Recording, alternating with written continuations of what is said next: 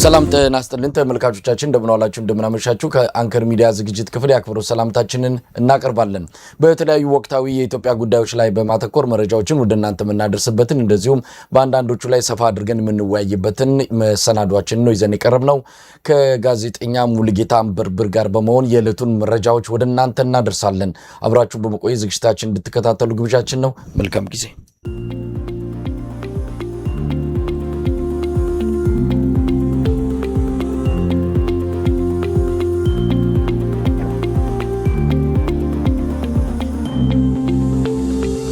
ጤና ይስጥልን ሙሉጌታ። ጤና ይስጥልን መሳይ፣ እንደምን አለ? እንዴት ሰነበትክ? የተወሰኑ ቀናት አልተገናኘንም። በእነዚህ ቀናት ውስጥ በርካታ ጉዳዮች ሆነዋል። እንግዲህ የፋኖ ትግልን በተመለከተ እንደዚሁ ሰኔ 30 አገዛዙ ቀነ ገደብ አስቀምጦ ሲያደርግ የነበረው የተለያዩ ወታደራዊ እንቅስቃሴዎች አሁንም እንደቀጠለ ነው። በተለያዩ አካባቢዎች በለስ ቀንቶኛል። በተለይ በጎጃም 120 የሚጠጉ የፋኖ ታጋዮችን እነሱ ጽንፈኞች ናቸው የሚሏቸው እነሱን ገለናል፣ በርካቶችን ማርከናል፣ ከጥቅም ውጪ አድርገናቸዋል የሚል መረጃ በስፋት እየወጣ ይገኛል። የሰኔ 30ው ቀነ ገደብ ያው እንደተለመደው አሁንም በድል ዜናዎች ታጅቦ በአገዛዙ የተለያዩ ሚዲያዎች በኩል እየቀረበ የሚገኝበት ሁኔታ ነው ያለው።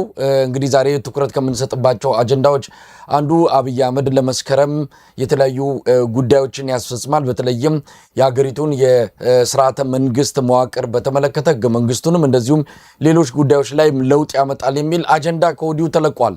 አንዳንዶች ከራሳቸው የፖለቲካ ተልዕኮ አንጻር ይህንን አጀንዳ እያራገቡት ይገኛሉ። እሱንም እንመለከተዋለን። እውነት መሬት የረገጠ ወይስ አብይ አህመድ ለማደናገሪያና የህብረተሰቡን የትኩረት አቅጣጫ ለማስቀየት ያመጣቸው ጉዳዮች ናቸው የሚለውን የምንመለከትበት ይሆናል። ሌሎች መረጃዎችን እናነሳለን። አብይ አህመድ ከሰሞኑ በቱሪዝም ኢንዱስትሪ ዙሪያ የሰጠው ቃለ መጠይቅ አለ። በዚህ ቃለ መጠይቅ ላይ ያነሳቸውን አንዳንድ ሀሳቦች እንደዚሁ አለፍ አድርገን እያየን አስተያየታችን የምንሰጥበት ይሆናል። ወደ አንተ ልምጣና ከመረጃዎች እንጀምር። በተለይ ከፋኖ ወቅታዊ እንቅስቃሴ ጋር በተያያዘ ያሉትን መረጃዎች ታካፍለናለህ። ወደ አንተ መጣለው ሙሉጌታ። አመሰግናለሁ መሳይ። ጽግና በተለያዩ ግንባሮች እስከ ሰኔ 30 ቀን 2018 ዓ.ም ዘመቻ አውጆ ነበር። ይህ ዘመቻ እንግዲህ በተለያዩ ግንባሮች ትንኮሳ በሚመስል መልኩ የፋኖ ኃይሎችን የማናጠብና ዋና ትኩረታቸውን የክረምት እቅዳቸውን እንዳያሳኩ የሚል አንድምታ ያለው ነበር። በዚህም በርካታ ቦታዎች ላይ ትንኮሳ የሚመስል ነገር አድርጎ ነበር። ይህም በሁሉም ቀጠና በሚባል ደረጃ ቴዎድሮስ በሚንቀሳቀስበት ጎጃም ጠቅላይ ግዛት፣ በላይ ዘለቀ ህዝብ በሚንቀሳቀስበት ጎንደር ጠቅላይ ግዛት፣ ምኒልክ ህዝብ በሚንቀሳቀስበት ወሎ ቤት አማራ፣ አሳምነው ህዝብ በሚንቀሳቀስበት እንደዚሁ ሸዋ ጠቅላይ ግዛት እና አንሻ ሰይድ በሚንቀሳቀስበት በጃሞ ቀጠናም እንደዚሁ ከፍተኛ እንቅስቃሴ አድርጎ ነበር።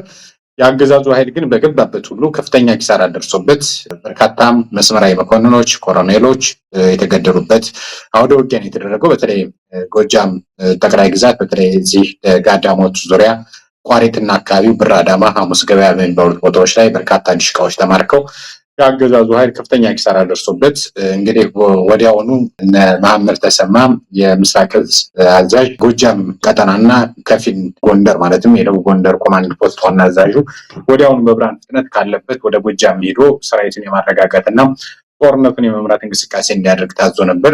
ያ ትዕዛዝ እንግዲህ ከወረደ በኋላ እሱም ወደ ቦታው በመውረድ ሰራዊት ለማወያየትና መልሶ ስነልቦና ግንባታ ስልጠና ለመስጠት ሙከራ ተደርጓል።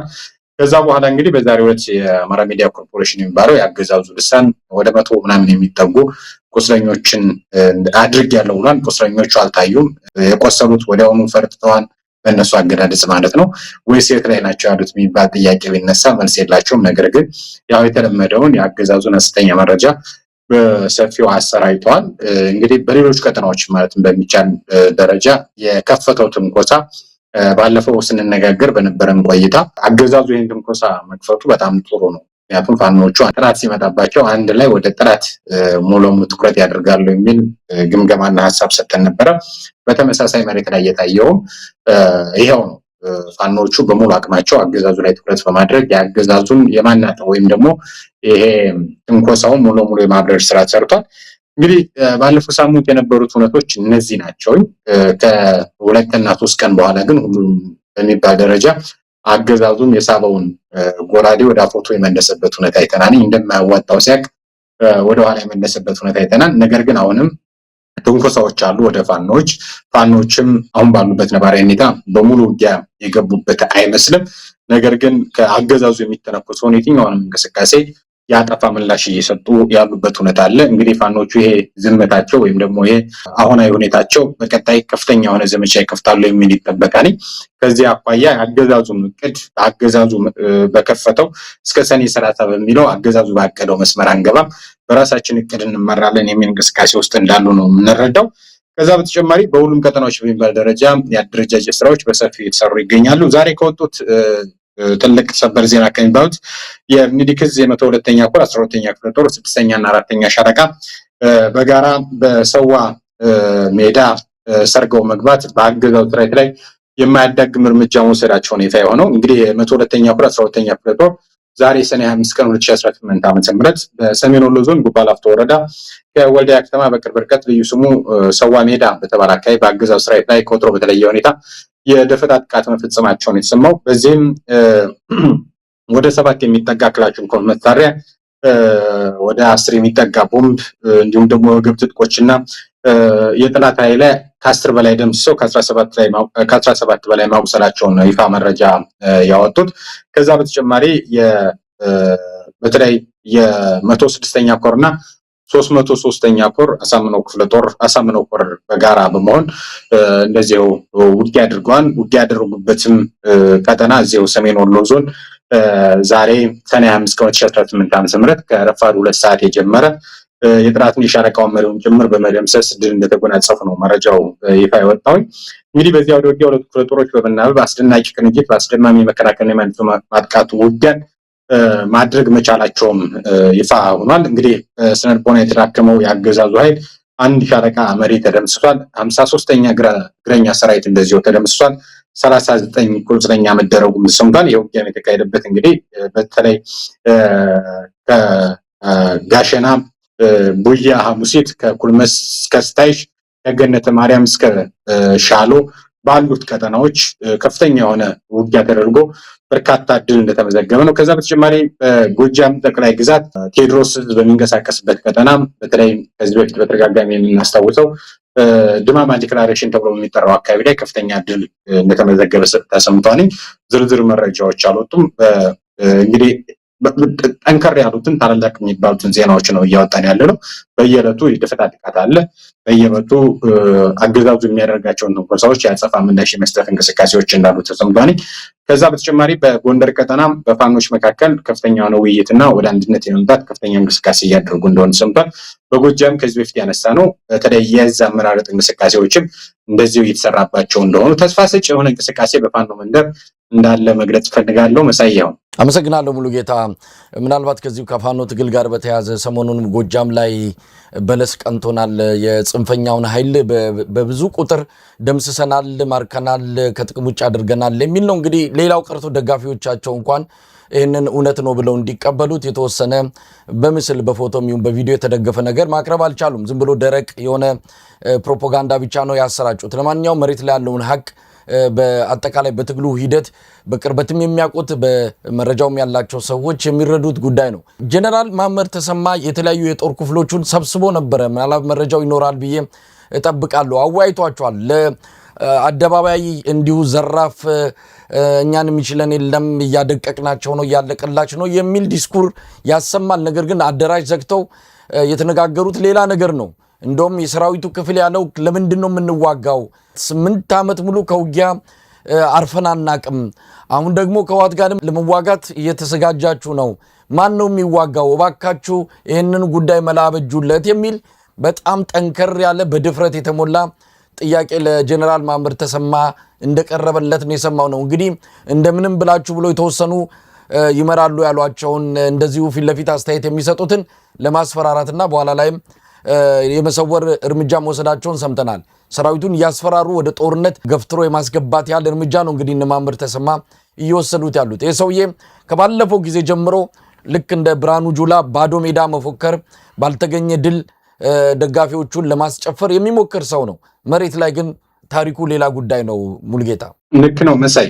እንግዲህ አገዛዙ የመዋጋት ሞራል የሌለው ሰራዊት፣ የሚዋጋበት ዓላማ የሌለው ሰራዊት በየትኛውም ግንባር ተሰልፈው ወይ መማረክ ወይ መገደል ወይም ደግሞ ሌሎች ተመሳሳይ ነው የሚገጥመው እና እንግዲህ ደጋዳሞት በተለይ በብር አዳማና አካባቢው በደረሰበት ጥቃት ቅድም እንደገለጽኩት ከፍተኛ ሽንፈት ከገጠመው በኋላ ያገዛዙ ሁለቱ ኮሎኔሎች አንድ ሻለቃ አዲሱ የሚባል በቅርቡ እንደዚያው ከፍተኛ ማዕረግ ያገኛል ተብሎ የሚጠበቅ ነው። እሱም ከተደመሰሰ በኋላ ጀነራሉ ወደ ቀጠናው አምርተው ነበረ።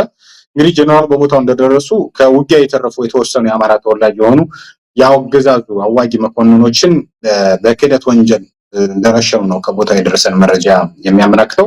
እንግዲህ ደጋዳሞት ላይ ሌላ አዲስ ወታደራዊ ማጥቃት እቅድ ለማዘጋጀት ሙከራ አድርገው ነበር። እንግዲህ ራስ ውጊያውን መርተህ ደጋዳሞት ገብተህ ሪፖርት አድርግ የሚል ጥብቅ ትዕዛዝ ከአገዛዙ ሰዎች እንደተሰጠው ነው የተሰማው። ይህን ተከትሎም የአካባቢ የፋኖ አርበኞች አየር መቃወሚያና የዲሽቃ ተኳሾቻቸውን አዘጋጅተው ጀነራሉ ለመቀበል በተጠንቀቅ ላይ እንደሚገኙ በወቅቱ የወጣው መረጃ ያመላክት ነበር። እንግዲህ ጀነራል መሐመድ ተሰማና አዲሱ መሐመድ በቦታው የተገኙት የሰራዊት ሞራል እጅግ ከመውረዱ የተነሳ አብረው እያደሩ እንዲያነቃቁ ከሚል የአገዛዙ አቅጣጫ መሆኑ ቢታወቅም ከሰሞኑ ከሰራዊቱ ጋር ባደረጉት ውይይት ግን ከመቶና ከሻምበል መሪዎች እንዲሁም ከተራ አባላት ሳይቀር እጅግ ጠንካራና የክህደት ጥያቄዎች እንደተነሱ ነው መረጃው የሚያመላክተው። የሰራዊቱ አባላት ለውጥ ከመጣ ከተባለበት ቀን ጀምሮ በየሀገሩ እየተንከራተቱ እርስ በርሳቸው የሚገዳደሩት እስከ መቼ እንደሆነ ስርዓቱን በግልጽ ሞግተዋል። ጀነራል መሐመድ ተሰማን እንደዚሁ ጠይቀውታል። በተለይ በሐሙስ ገበያ ውጊያ የ302ኛ ኮር የቴዎድሮስ ዕዝ ማለት ነው የውጊያ ድጋፍ ምክትል አዛዡን ጨምሮ የክፍለ ጦርና የሬጅመንት አዛዦች መገደላቸውን ተከትሎ በርካታ አመራር መቁሰሉን ጓዶቻቸው ማለቃቸውን በመጥቀስ በዚህ ልክ እየጠፉ ምን እንዲያደርጉ እንደሚፈልግ በቁጭት መጠየቃቸው ነው የተሰማው። ሰራዊቱ እንግዲህ አሁን ላይ በቀጠናው ከፍተኛ የሆነ ኪሳራ ቢደርስበትም አገዛዙ ግን አሁንም በስነልቦና እንዲሁም ደግሞ በማስፈራራትም ሌሎች ቅድም በጠቀስኩት አዋጊ መኮንኖችም ጭምር በመግደል የእናንተ ዕጣ ፈንታ ከዚህ የተለየ አይሆንም፣ ስለዚህ ራሳችሁን የማዳን እንቅስቃሴ ውስጥ እንድትገቡ በሚል ነው ወደ ቦታው እንደመለሳቸው የተሰማው። እንግዲህ ከሰሞኑ የጦርነቱን አካሄድ እንደማያምኑበት የተናገሩት እጅ የወጣባቸው የብልጽግና መስመራዊ መኮንኖች መረሸናቸው ነው የወጣው።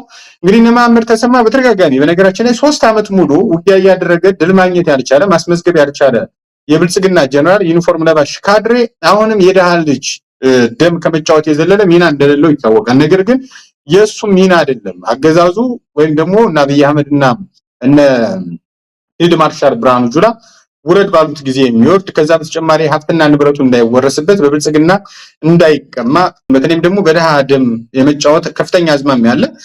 በሰሜኑ ጦርነት ጊዜ ታስታውስ ከሆነ ነበልባሉ ምናምን እያለ በተደጋጋሚ ለጀነራሉ ስያሜ ይሰጥ ነበርና በአንድ በቅርብ የሚያውቀው መሐመድ ተሰማን ሌሎቹ ሰዎች በርካታ የሆነ ስምና መጠሪያ ሲሰጥ ለአንተ ለምንድን ነው መጠሪያ ያተሰጠው በሚል ጥያቄ ሲያቀርብለት አብይ አህመድ አያምንብኝም፣ ስለዚህ አብይ አህመድ እንዲያምንብኝ ተከታታይ የሆኑ ስራዎችን እሰራለሁ።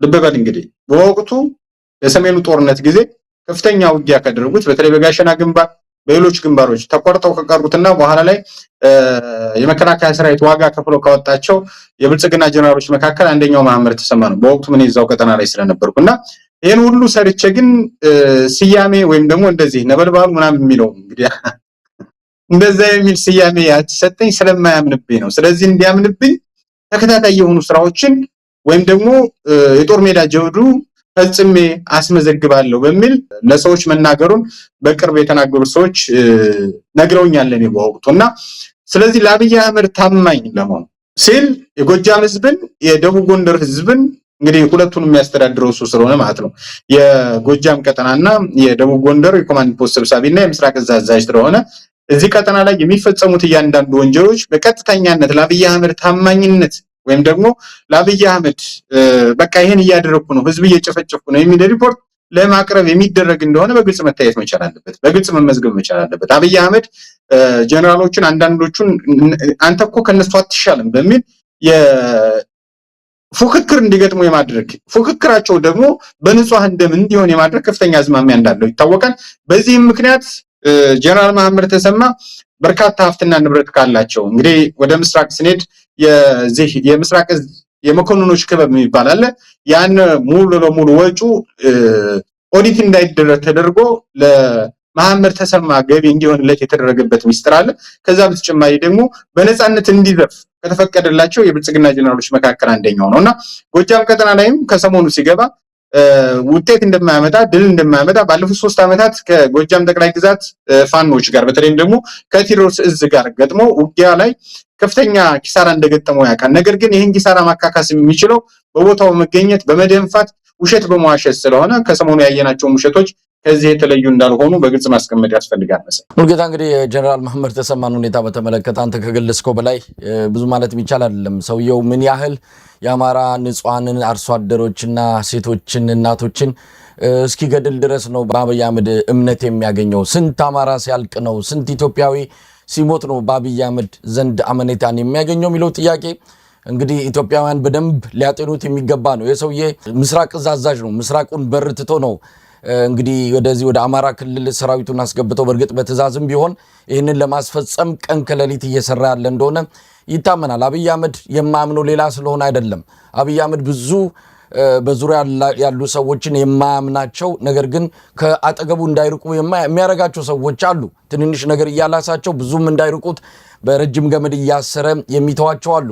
ከነዛም ውስጥ አንዱ መሐመድ ተሰማ እንደሆነ ይታወቃል። ለመታመን የማያረገው የማይቧጥጠው ዳገት የለም። እንግዲህ ሁሉም ነገር ሲያበቃ የዚህም ሰውዬ ታሪክ የሚቋጭበት ጊዜ ሩቅ እንደማይሆን ተስፋ እናደርጋለን። እንደው በዚሁ ወደ ትግራይ አካባቢ ያለውን አጠር አድርገን ብንመለከተው ሙሉጌታ፣ ምናልባት ሰሞኑን ከአዲስ አበባ ሌተናንት ጀነራል ጻድቃን ገብረትንሳኤ ከመቀሌ ደግሞ ፈትለ ወርቅ መግለጫ ሰጥተው ነበረ።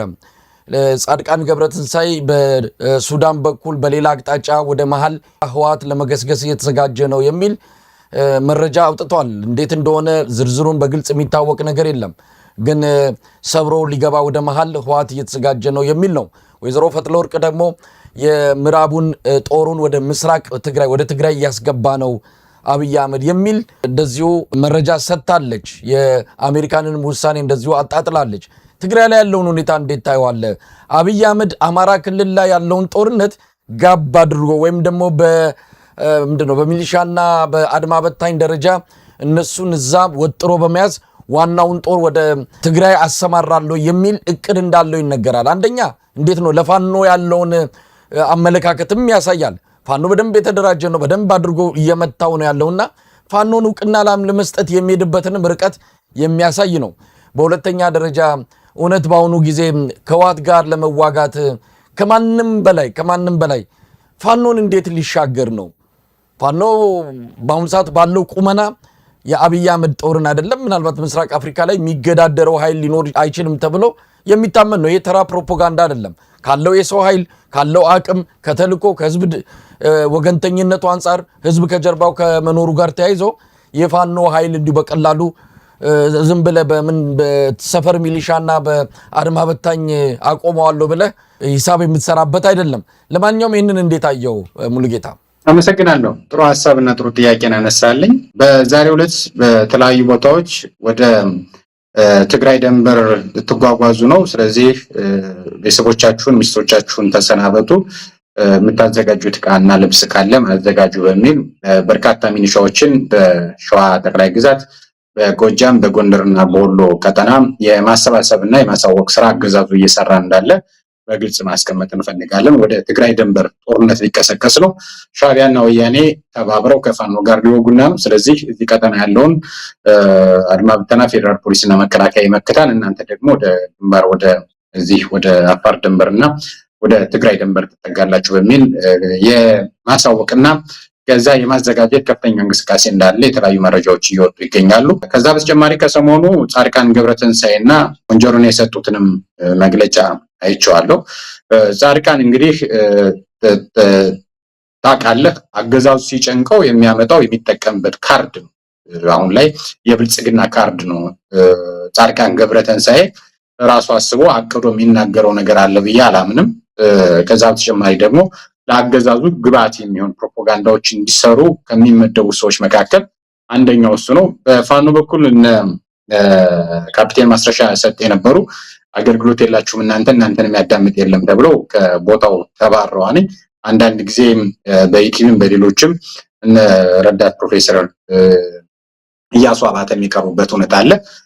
ከዚህ ከወያኔዎቹ ጋር ወይም ደግሞ ወያኔ በዚህ ደረጃ ነው ያለው የሚለውን የትግራይን ፖለቲካ ለመከፋፈል ሙከራ ሲያደርግ ደግሞ እነ ጻድቃንና ጌታቸው ረዳ ቀርበው እንዲናገሩ ይደረጋል።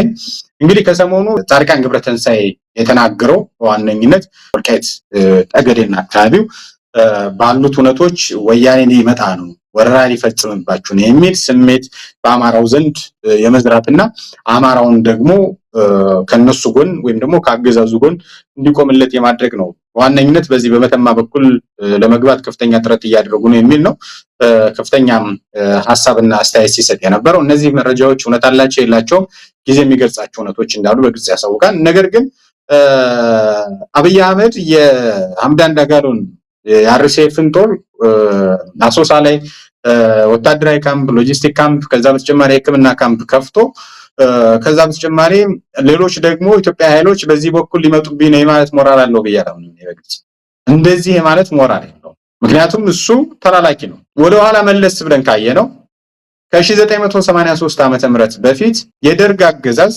የደቡብ ሱዳን ታጣቂዎችን ኤስፒኤል የሚባሉትን ኃይሎች ይደግፍ ነበር። የሱዳን ኃይሎች ደግሞ ሻዕቢያንና ወያኔን ድጋፍ ይሰጡ ነበር። ድጋፋቸውም በብዙ መልክ ነበር። እየወጡ ካሉት መረጃዎች ከባድ መሳሪያ፣ የተተኳሽ፣ የመረጃና ደህንነት መሰል ሁነቶችን ጭምር ያቀርቡላቸው ነበር። ስለዚህ ሐምዳን ዳጋሎን ደግፈህ እየተዋጋህ ሎጂስቲክ እያቀረብክ የሕክምና አገልግሎት እየሰጠህ የድሮን ድጋፍ እየሰጠህ ሱዳን ሊወጋኝ ነው ከዛ ወያኔ በሱዳን በኩል አድርጎ ሊመጣብኝ ነው ማለት የሚቻልበት እውነት የለም። ምጸት ይመስለኛል። ትናንት የሆኑት እውነቶች ዛሬ እየተደገሙ ነው። አብይ አህመድ ከሐምዳን ዳጋሎ ከታጣቂ ጋር አንድ ታጣቂ ከታጣቂ ጋር ግንኙነት ካደረገ የሱዳን ኃይል የኤርትራ ኃይል ከፋኖም ከወያኔም ከሌሎቹም ከኡጉጉሙም ጋር ግንኙነት ማድረጉ አይቀሬ ነው። ምክንያቱም የህልውና ጉዳይ። ነገር ግን እነ ጻድቃን እየወጡ እንግዲህ ያው የፋና ስራ አስኪያጅ የነበረው ብሩክ የሚባለው አሁን ላይ ኤንቢሲ ኢትዮጵያ በሚል በባህሪ ባለሀብቶች በ500 ሚሊዮን ብር በተበጀተው ሚዲያ እየመጡ የሚናገሩት ነገር አለ። በመደበኛ ሚዲያው ብንናገር የሚል አንዳንድ ጊዜ ሞራላዊ ለመምሰል ሞያዊ ለመምሰል ከፍተኛ ጥረት የሚያደርጉበት ሁኔታ አለና በዚህ ሚዲያ አብዛኛዎቹ ነገሮች እየመጡ የሚናገሯቸው ካያችኋቸው በመደበኛ ሚዲያ ማስተናገድ የማይችሏቸው ብሔራዊ ሚዲያ ብለው ስለሚያስቡ በዚህኛው ሚዲያ ለመተንፈስ ከፍተኛ ጥረት ይደረጋል። በዚህ ሚዲያ ደግሞ የሚተነፈሱት እያንዳንዱ ነገሮች ወይ የአማራ ፖለቲካ ወይ የትግራይን ፖለቲካ ወይ የኦሮሞን ፖለቲካ ለሁለት ለመሰንጠቅና ለመከፋፈል ሙከራ ሲደረግ ጻድቃን ገብረተንሳኤ በመተማ በኩል ወያኔ እየመጣብህ ነው የሚል ትናንት ልጅ እያለን ጭራቅ መጣብህ ሲባል እንደሚሸሸው ሁሉ ዛሬም አማራውን ጭራቅ መጣብህ እንደማለትና እንደማስፈራሪያ ለመቁጠር ከፍተኛ ጥረት ይደረጋል። በነገራችን ላይ ይሄ ከፍተኛ የሆነ አማራውን ንቀት ነው። አማራው በትናንትናው 1983 ቁመና ላይ አይደለም። አማራው በትናንትናው በ2010 ቁመና ላይ አይደለም። የራሱን ፖለቲካ በራሱ መወሰን መበየን የሚችሉ የራሱን አደረጃጀትና ድርጅት ፈጥሮ እየታገለ ያለ ነው። ይሄን በግልጽ ማስቀመጥ ያስፈልጋል። እነ ጻድቃን ገብረተንሳኤም ከሰሞኑ ያስተላልፉት መልእክት ይሆን በዚህ በወልቃይት ጠገዴ እየመጡባችሁ ነው የሚል መልእክት ለማስተላለፍና አማራውን ፖለቲካ ለሁለትና ለሶስት ለመክፈል የተደረገ ሙከራ እንደሆነ በግልጽ ማስቀመጥ ያስፈልጋል። የብልጽግና ኃይል ምን እየሰራ ነው የሚለውን ነገር ማንሳት አይፈልጉም። ይሄን በደንብ ማስቀመጥ ያስፈልጋል ብዬ አምናለሁ። ይሄ አይከፋውም በነገራችን ላይ ለጻድቃን። ነገር ግን የዋህ ወይም ደግሞ እንደዚህ አይነት ነገሮችን ዝም ብሎ ቁንጽር አድርገው የሚወስዱ ሰዎች ካገኙ ከአማራው ኃይል የመክፈል አዝማሚያ እንደሆነ በግልጽ ማስቀመጥ ያስፈልጋል። እነ ሞንጆሪኖ የተናገሩትን አይቼዋለሁ። ምንድነው ስብሰባ የምናደርግበት ጊዜ ሐሳባችንን መመተን እንዲሁም ደግሞ የተለያዩ ነገሮችን ለማድረግ ከፍተኛ ጥረት ሲያደርጉ ነበረ። ይሄም የድሮንም የጀትም ድምጾች ሲያሰሙ ነበር። ነገር ግን እነዚህ አይነት ሁነቶች እንደማያስበረግጉን ብለዋል። እኔም ባለፈው ተናግሬዋለሁ። የአሜሪካ ማዕቀብም ሊሆን ይችላል፣ የአሜሪካ የቪዛ ገደብም ሊሆን ይችላል፣ ሌሎች ነገሮች የህልውና አደጋ አለብኝ ከአብይ አህመድ የሚሰነዘር ጥቃት አለብኝ ብሎ የሚያምን የትግራይ ዲህ ካለ እነዚህ ቪዛዎችም ሌሎችም የጀት ድምጾችም በጣም አነስተኛ መሆናቸውና እነዚህ መሻገር የሚችሉባቸውን እድሎች መትረም አለባቸው ብዬ አምናለሁ። በዚህ ልክ ነው ያየሁት መሳይ።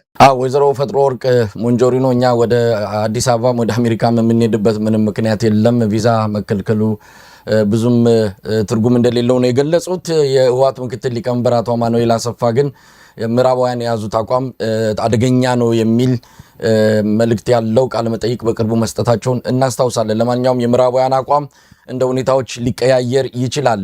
መሬት ላይ ያሉ ኃይሎች አቅም ፈጥረው ስርዓቱን የመገዳደርና ስርዓቱን አባረው ቀጠናውን የማረጋጋት አቅም መፍጠራቸውን ሲረዱ ምዕራባውያን ማንን ሊደግፉ ማንን ከጀርባ ሆነው ድጋፍ ሊሰጡ እንደሚችሉ ግልጽ የሆነ ጉዳይ ነው። ሙልጌታ ወደ ወቅታዊው አንድ አጀንዳ ጉዳይ እንምጣ። የምትለው ካለ እድሉን ልስጥህ። አንድ መረጃ ልጨምር። ታስታውስ ከሆነ የሰሜኑ ጦርነት ጊዜ የአሜሪካን ኃይል ጅቡቲ ላይ አስቀምጠው ነበረ።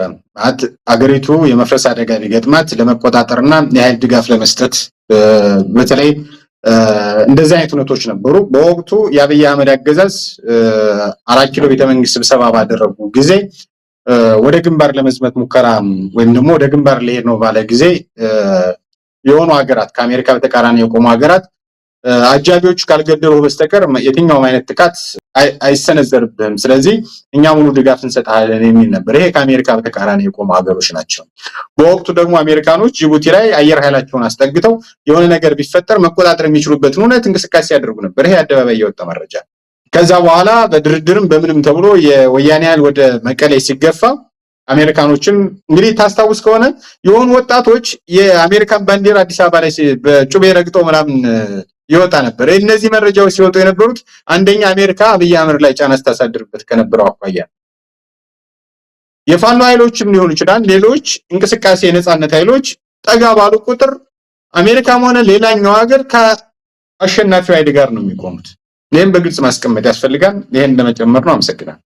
እንግዲህ ሙሉጌታ ሰሞኑን አንድ አጀንዳ ወጥቷል። ያው አጀንዳው አዲስ ነገር ባይሆንም ከዚህ ቀደምም ሲባል የነበረ ሰሞኑንም እኔም አንተም ሌሎቻችንም ስናነሳ የነበረው ጉዳይ ነው። አብይ አህመድ የምክክር ኮሚሽኑን በዋናነት የፈለገው የተወሰኑ አጀንዳዎችን ወደፊት ገፍቶ ለማምጣትና ከተቻለ የህዝብን ትኩረት በማስቀየስ ያውን ህዝቡ በየቦታው እያርጎመጎመ ያለው ምናልባትም ወደ ህዝባዊ ቢተኝነት ወደ ጋር አጠቃላይ ህዝባዊ አመጽ ሊቀየር ይችላል የተባለው ይሄ ከኑሮ ጋር የተያዘ ከሰላም እጦት ጋር የተያዘ ጉዳዮችን ወደ መንግስት ተቃውሞ እንዳይሻገር በተለያዩ አጀንዳዎች የመጥመድ የአብይ አህመድ ስትራቴጂ እንዳለ ይታወቃል። ከዛ አንጻር ይሄ የምክክር ኮሚሽኑን በደንብ እየተጠቀመበት ለመሆኑ ብዙዎቻችን ስንለው የነበረ ነው። አሁን ደግሞ መስከረም ላይ መንግስት ይመሰርታል። ያው በአደረኩ ባለው ምርጫ ውጤት መሰረት መንግስት ይመሰርታል። በዚህ መንግስት ሲመሰርት ግን አንዳንድ አዳዲስ ነገሮችን ይዞ መምጣት ፈልጓል። እነዚህ አዳዲስ ነገሮች አንዱ ከህገ መንግስት ጋር በተያያዘ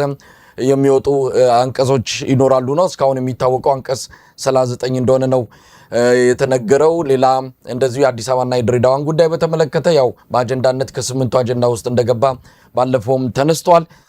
እንደዚሁም የስርዓተ መንግስቱ መዋቅር ነው። የመንግስት መዋቅር ቅርጸ መንግስቱ ምን መምሰል አለበት የሚለውን እያንዳንዱ ኢትዮጵያዊ ለመሪው ድምፅ እንዲሰጥ የሚለው ይህም ፓርላሜንታዊ ሲስተም የሚባለው ቀርቶ በፕሬዝዳንታዊ ሲስተም እንዲሆን ለማድረግ እንደሆነ የሚገለጽበት አጀንዳ ነው።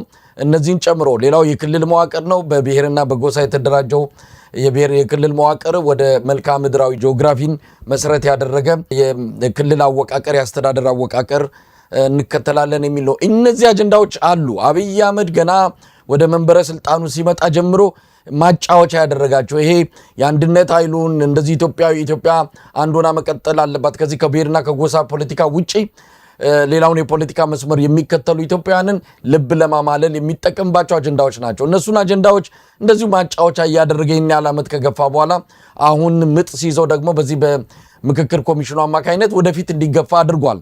ይህን አጀንዳ ተግባራዊ ያደርጋል አያደርግም የምናውቀው ነገር የለም። ተግባራዊ አያደርግም ብለው የሚያምኑ ሰዎች አሉ። በተለይ አብይ አህመድ ክልሎችን በመልክዓ ምድራዊ አቀማመጥ እቀይራለሁ ካለ መጀመሪያ ፍንዳታ የሚጀምረው ከራሱ ከድርጅቱ ውስጥ ነው።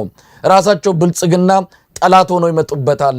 ምክንያቱም የብሔር መዋቅሩ ይሄ ቋንቋ የጎሳ ፖለቲካው የተመቻቸው ኑሯቸው የሆነ ህልውናቸው የሆነ ብዙ ፖለቲከኞች በብልጽግና ውስጥ ተሰግስገው እንዳለ ይታወቃል። ዋና የብልጽግና ምሰሶም ይሄው የጎሳ ፖለቲካ እንደሆነ የሚታመን ጉዳይ ነው። አብይ አህመድ በአንድ ጊዜ ይህንን አጠፋለሁ ማለት አይችልም፣ ብዙ ዋጋ ያስከፍለዋል የሚሉ ወገኖች አሉ።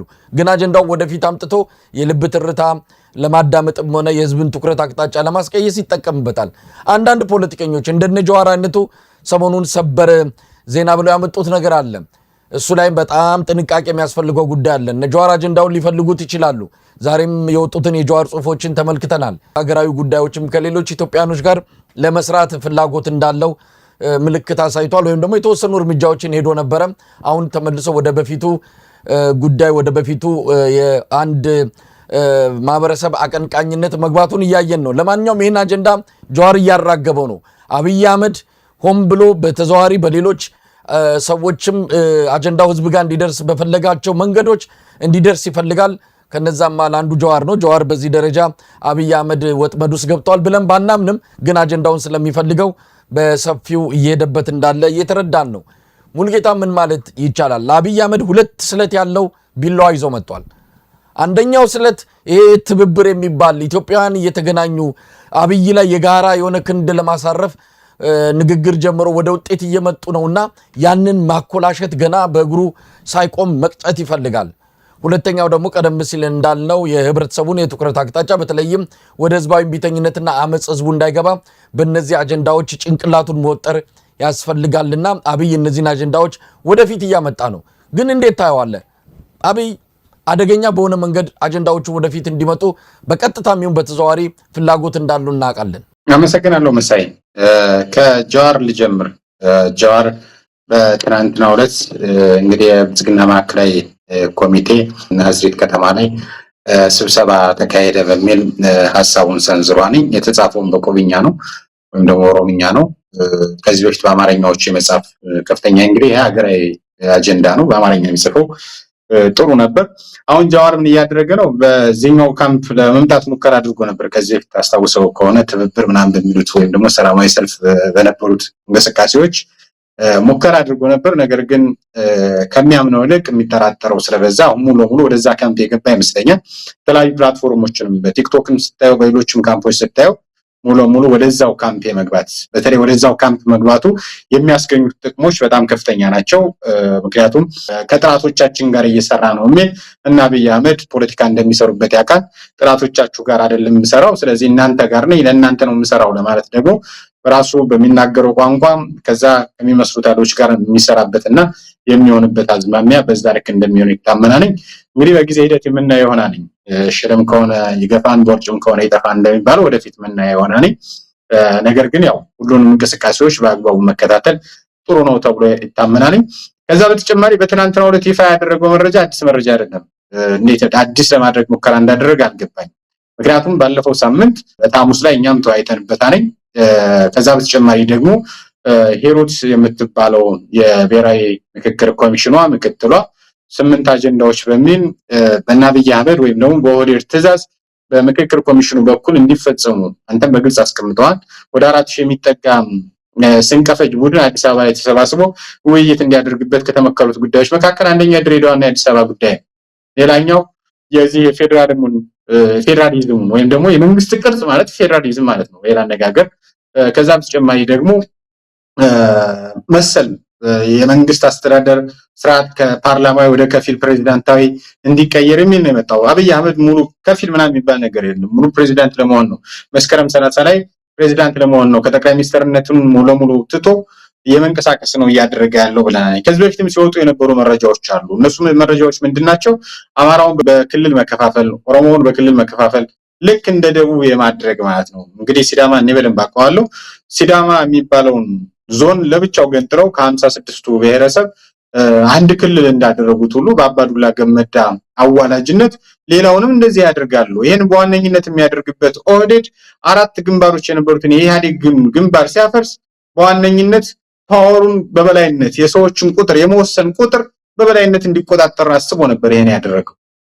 ይሄ ይታወቃል። ስለዚህ አሁንም ደግሞ ያልተመቸው ነገር ሊኖር ይችላል። በመበተን እንግዲህ መበተን ነው የብልጽግና ዋነኛ ዓላማው ማለት ነው። ከዛ በኋላ ትንንሾችን ፖይንቶችን አስቀምጦ ለረጅም ጊዜ መግዛት ነው የአብይ አህመድ ዋና እቅዱ። ስለዚህ ከአንድ አካባቢ ተመሳሳይ የሆነ ጥያቄ እንዳይመጣበት አማራውን በጎንደሬነት፣ አማራውን በወሎዬነት፣ አማራውን በጎጃሜነትና በሸዋነት ሌላውን በመበተን እንግዲህ በግልጽ ተናግሮታል። ኦሮሞውንም ቢሆን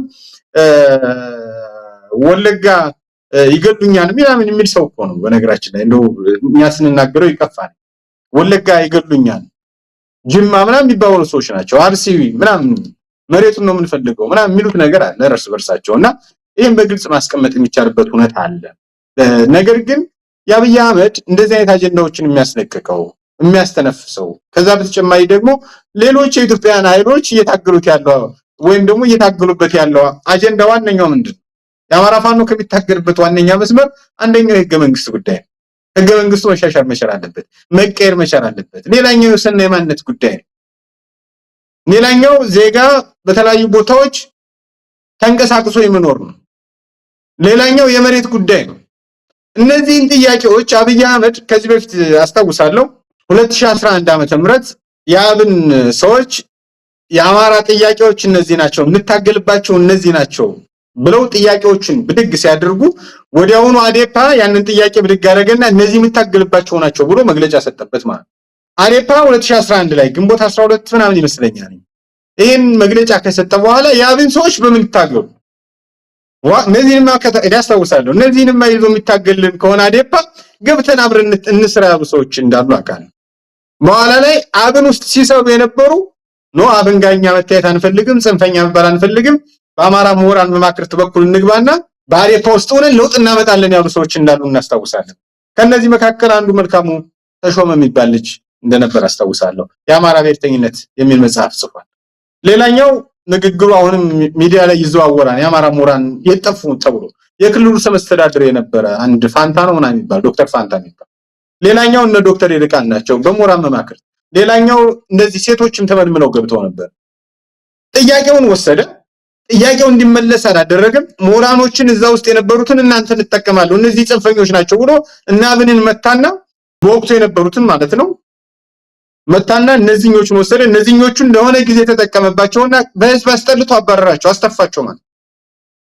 በኋላ ላይ የአብን አመራሮች አንዳንዶቹ ሳይሆን እንደዚህ አይነት ቀመር መሆኑን ስለተረዱ መቃወማቸውን ቀጠሉ። ከብልጽግና ራሳቸውን አገለሉ። ከነዚህ መካከል እነ ክርስቲያን ታደለ፣ እነ ዶክተር ደሳለኝ፣ እነ አባው፣ እነ ዶክተር አባው እነዚህ ሰዎች ጭምር አሉበት። በሌላ በኩል ደግሞ የዚህ የባዴን መዋቅር ውስጥ ገብተን መታገል እንችላለን ብለው እንዳመኑት እንደነ ዶክተር ይልቃል እነ ዶክተር በለጠ ሞላም በዚህኛው መዋቅር ውስጥ እንዲሰገሰጉ ሆነ። ስለዚህ የአማራው አጀንዳ ባዴን 2011 ላይ ግንቦት 12 ይመስለኛል ያነሳቸው 12ኛው ጉባኤ ይመስለኛል፣ ቀኑን በትክክል አላስታውስም። 12ኛው ጉባኤ ላይ ያንን ይፋ ያደረጋቸውን አዴፓ ዛሬም ድረስ አልተመለሱም። ዛሬም ድረስ የአማራው መታገያ አጀንዳዎች ናቸው። ስለዚህ አሁን ላይ የኢትዮጵያ የነጻነት ኃይሎች የሚያነሷቸው ጥያቄዎች አሉ። ከሚያነሷቸው ጥያቄዎች መካከል በዚህ በምክክር ኮሚሽን ምን ሊሆን ይችላል ትናንት ጀዋር ይፋ ባደረገው መረጃዎች ውስጥ አሉ። የማስጣል የማልከስከስ እንዳይመለሱ የማድረግ ነው። ለምሳሌ ህገ መንግስቱን ሙሉ ለሙሉ ቀይራለሁ ይላል። ህገ መንግስቱን እንግዲህ የሚቀይረው ከራሱ አኳያ እንደሆነ ማንም ሰው ያውቀዋል። አብይ አህመድን ባለፉት 8 ዓመታት እየሰራ ካለው ፖለቲካ አኳያ ስንመለከተው ከራሱ አኳያ እንደሚቀይረው ይታወቃል። ለምሳሌ የኢትዮጵያ ያላት አስተዳደር የጠቅላይ ሚኒስትር ነው የሚለውን ፕሬዚዳንት ነው ይልልሃል። ይሄ መቀየር ነው በነገራችን ላይ በግልጽ ለማስቀመጥ። ሌላኛው አንቀጽ 19ን ያስወጣው የምናውቀው ነገር የለም። አንቀጽ 39 ምንም ሊያነሳው ይችላል። አንቀጽ 39 ማንሳቱ አይደለም የብልጽግና ወኪሎች የብልጽግና ጀነራሎች እና አዳነች አቤቤ እና ፊልድ ማርሻል ብርሃኑ ጁላ ተብዬዎቹ በአደባባይ እኮ እነንትና ተገንጠሉ እያሉ እኮ በአደባባይ የሚናገሩ ሰዎች ናቸው። ስለዚህ ተገንጠል እያለ በአደባባይ የሚናገር ሰው ስለ አንቀጽ 39 መገንጠል አነሳ አላነሳ ትርጉም አለው ብዬ ነው ያነሳው። ከዚህ ከመሬትን ለግል እናደርጋለን ሲል አንቀጽ 40 ይቀይርልሃል ማለት ነው። መሰል አንቀጾች ይቀየራሉ። ያ ማለት ግን ለብልጽግና በሚመቸው መልኩ ሪድራፍት ይደረጋል፣ ሪራይት ይደረጋል እንጂ ህዝብ በሚጠቅም መልኩ አይደረግም ማለት ነው። ለምሳሌ ክልል የመሸንሸን አጀንዳ ይዞልን ሊመጣ ይችላል። እዛ ክልል ላይ ግን አሁንም ሚና ያለው ያው ማህበረሰብ እንደሆነ በግልጽ መቀመጥ መቻል አለበት። አሁን ሲዳማ ክልል ሆኗል። ሲዳማ ክልል ከሆነ በኋላ ትናንት በአማርኛ ሲናገሩ የነበሩ ሰዎች ቋንቋቸው ወደ ሲዳመኛ የስራ ቋንቋ ስለተቀየረ ከስራ ተገፍተው ነው እንዲወጡ የተደረገው። ከሲስተሙ እንዲወጡ ነው የተደረጉት። በርካታ ዳኞች ከስራ ተፈናቅለዋል። በርካታ መምህራን ከስራ ተፈናቅለዋል። በተለይ ሲቪል ሰርቫንት ላይ ያሉት ማለት መግባቢያ ቋንቋው መነጋገሪያው ሲዳመኛ ስለሆነ ማለት ታፔላዎች ወዲያው ነው የተቀየሩት። ስለዚህ በተመሳሳይ አሁንም ከዚህ የተለየ አጀንዳ ሊመጣ ይችላል። አብይ አህመድ ዋና ዓላማው የኢትዮጵያ የነጻነት ኃይሎች በየትኛውም ቦታ ያሉት ፋኖ ሌላውም አካል በተግባር የያዛቸውን ጥያቄዎች የማስጣል በዚህ ሂደት አንዳንድ ከረፈፍ ወይም ደግሞ ለወዳቸው ያደሩ ምሁራኖችን በዚህ በብልጽግና ሚዲያዎች በማምጣት ይኸው የምትታገሉበትን አጀንዳ ብልጽግና ለመመለስ እየሰራ ነው፣ ለምንድን ነው ጫካ የምትቀመጡት የሚል አጀንዳ ማሰራጨት ነው የፈለገው። ለዚህ ደግሞ የታጩ ምሁራኖች አሉ። ለዚህ ደግሞ ተመልምለው የተቀመጡ አሉ። ለዚህ ደግሞ 724 የሚያላዝኑ ምሁራኖች አሉ። አዳዲስ እየመጡ ነው። ሞኝ ግለሰብ ካገኙ ብልጽግናዎች ለማጭበርበር 724 እንደሚሰሩ ይታወቃል። ስለዚህ በአብይ አህመድ የሚፈታ ችግር እንደሌለ መላ ኢትዮጵያ ሕዝብ ሊተማመን ይገባል። አብይ አህመድ የነካው ሁሉ እንደሚረክስ የሚታወቅ በርካታ ኮሚሽኖች የወሰንና የድንበር ኮሚሽን ተብሎ ተቋቁሞ ነበር። የወሰንና የድንበር ኮሚሽን ወዲያውኑ የታጠፈ ምላሽ ሳይገኝለት ማለት። ዛሬም ግን በወሰንና በማንነት ጉዳይ ግጭት አለ። ዛሬም በወሰንና በማንነት ጉዳይ አማራው ትግሬ ሊወር ነው፣ ትግሬ አማራ ሊወር ነው በሚል አብይ አህመድ ማጋጨት ይፈልጋል። ሲዳማ ላይ ሲዳማ ሊወር ነው ታጠቅ፣ ኦሮሞ ሊወር ነው ታጠቅ የሚል በሲዳማው ፕሬዝዳንትና በነ ሽመልስ አብዲሳ የሚሰራ ፖለቲካ አለ። ሁለቱ ግን አብረው ነው የሚውሉት የሚያድሩት። ለስልጣናቸው መሰረት ነው ሁለቱ ማህበረሰብ መጋጨት መጨቃጨቅ ማለት ነውና በዋነኝነት ብልጽግና የተለያዩ አጀንዳዎችን ይዞ ይመጣል። ነገር ግን አጀንዳዎቹ ተፈጻሚ እንዳይሆኑ በግልጽ መታወቅ መቻል አለበት። ከዛ በተጨማሪ ደግሞ ህዝባችንም ሁሉም ሊያውቀው የሚገባው ብልጽግና የነካ ሁሉ እንደሚረክስ፣ ከዛ በተጨማሪ ደግሞ ለብልጽግና አጀንዳ ተገዣ ለመሆን ትክክል ነው ብዬ አምናለሁ። አንዳንዶች ለራሳቸው ዜና ኩክ ይደረጋል፣ ዜና ሪፍሬም ይደረጋል፣ ዜና በሚፈለጉት ቅርጽ ይሰራል። ይሄን በግልጽ ማስቀመጥ ያስፈልጋል። የሚመጡት አጀንዳዎች ሁሉ ለምን ዓላማ ነው የተፈለጉት? ለምንድነው ይሄ አጀንዳ መውጣት የተፈለገው የሚለው ማስተራሰል ያስፈልጋል ብዬ አምናለሁ። አለበለዚያ እከሌ ብልጽግና ተቃዋሚ ነው ወይም ደግሞ እሱን በአፉ እየተቃወመ በጀርባ ላለመስራቱ ምንም ዋስትና የለንም። ፖለቲካ ይሄን በግልጽ ማስቀመጥ ፈልጋለሁ። ይሄን ነው ማለት። እንግዲህ ሙሉጌታ የአብይ አህመድ አጀንዳ በነገራችን ላይ ይኸው እኛም ጊዜ ሰጥተነው እኮ አወራን። ዋና የተፈለገው አብይ አህመድ ማለቂያ የሌለው እውነት ለመናገር በዚህ ደረጃ አጀንዳ በየሰዓቱ በየደቂቃው የአይናችን እርግብግቢት ፍጥነትን እየተከተለ የሚፈበርከውን አጀንዳ እንዴት አድርገን ነው የምናመክነው?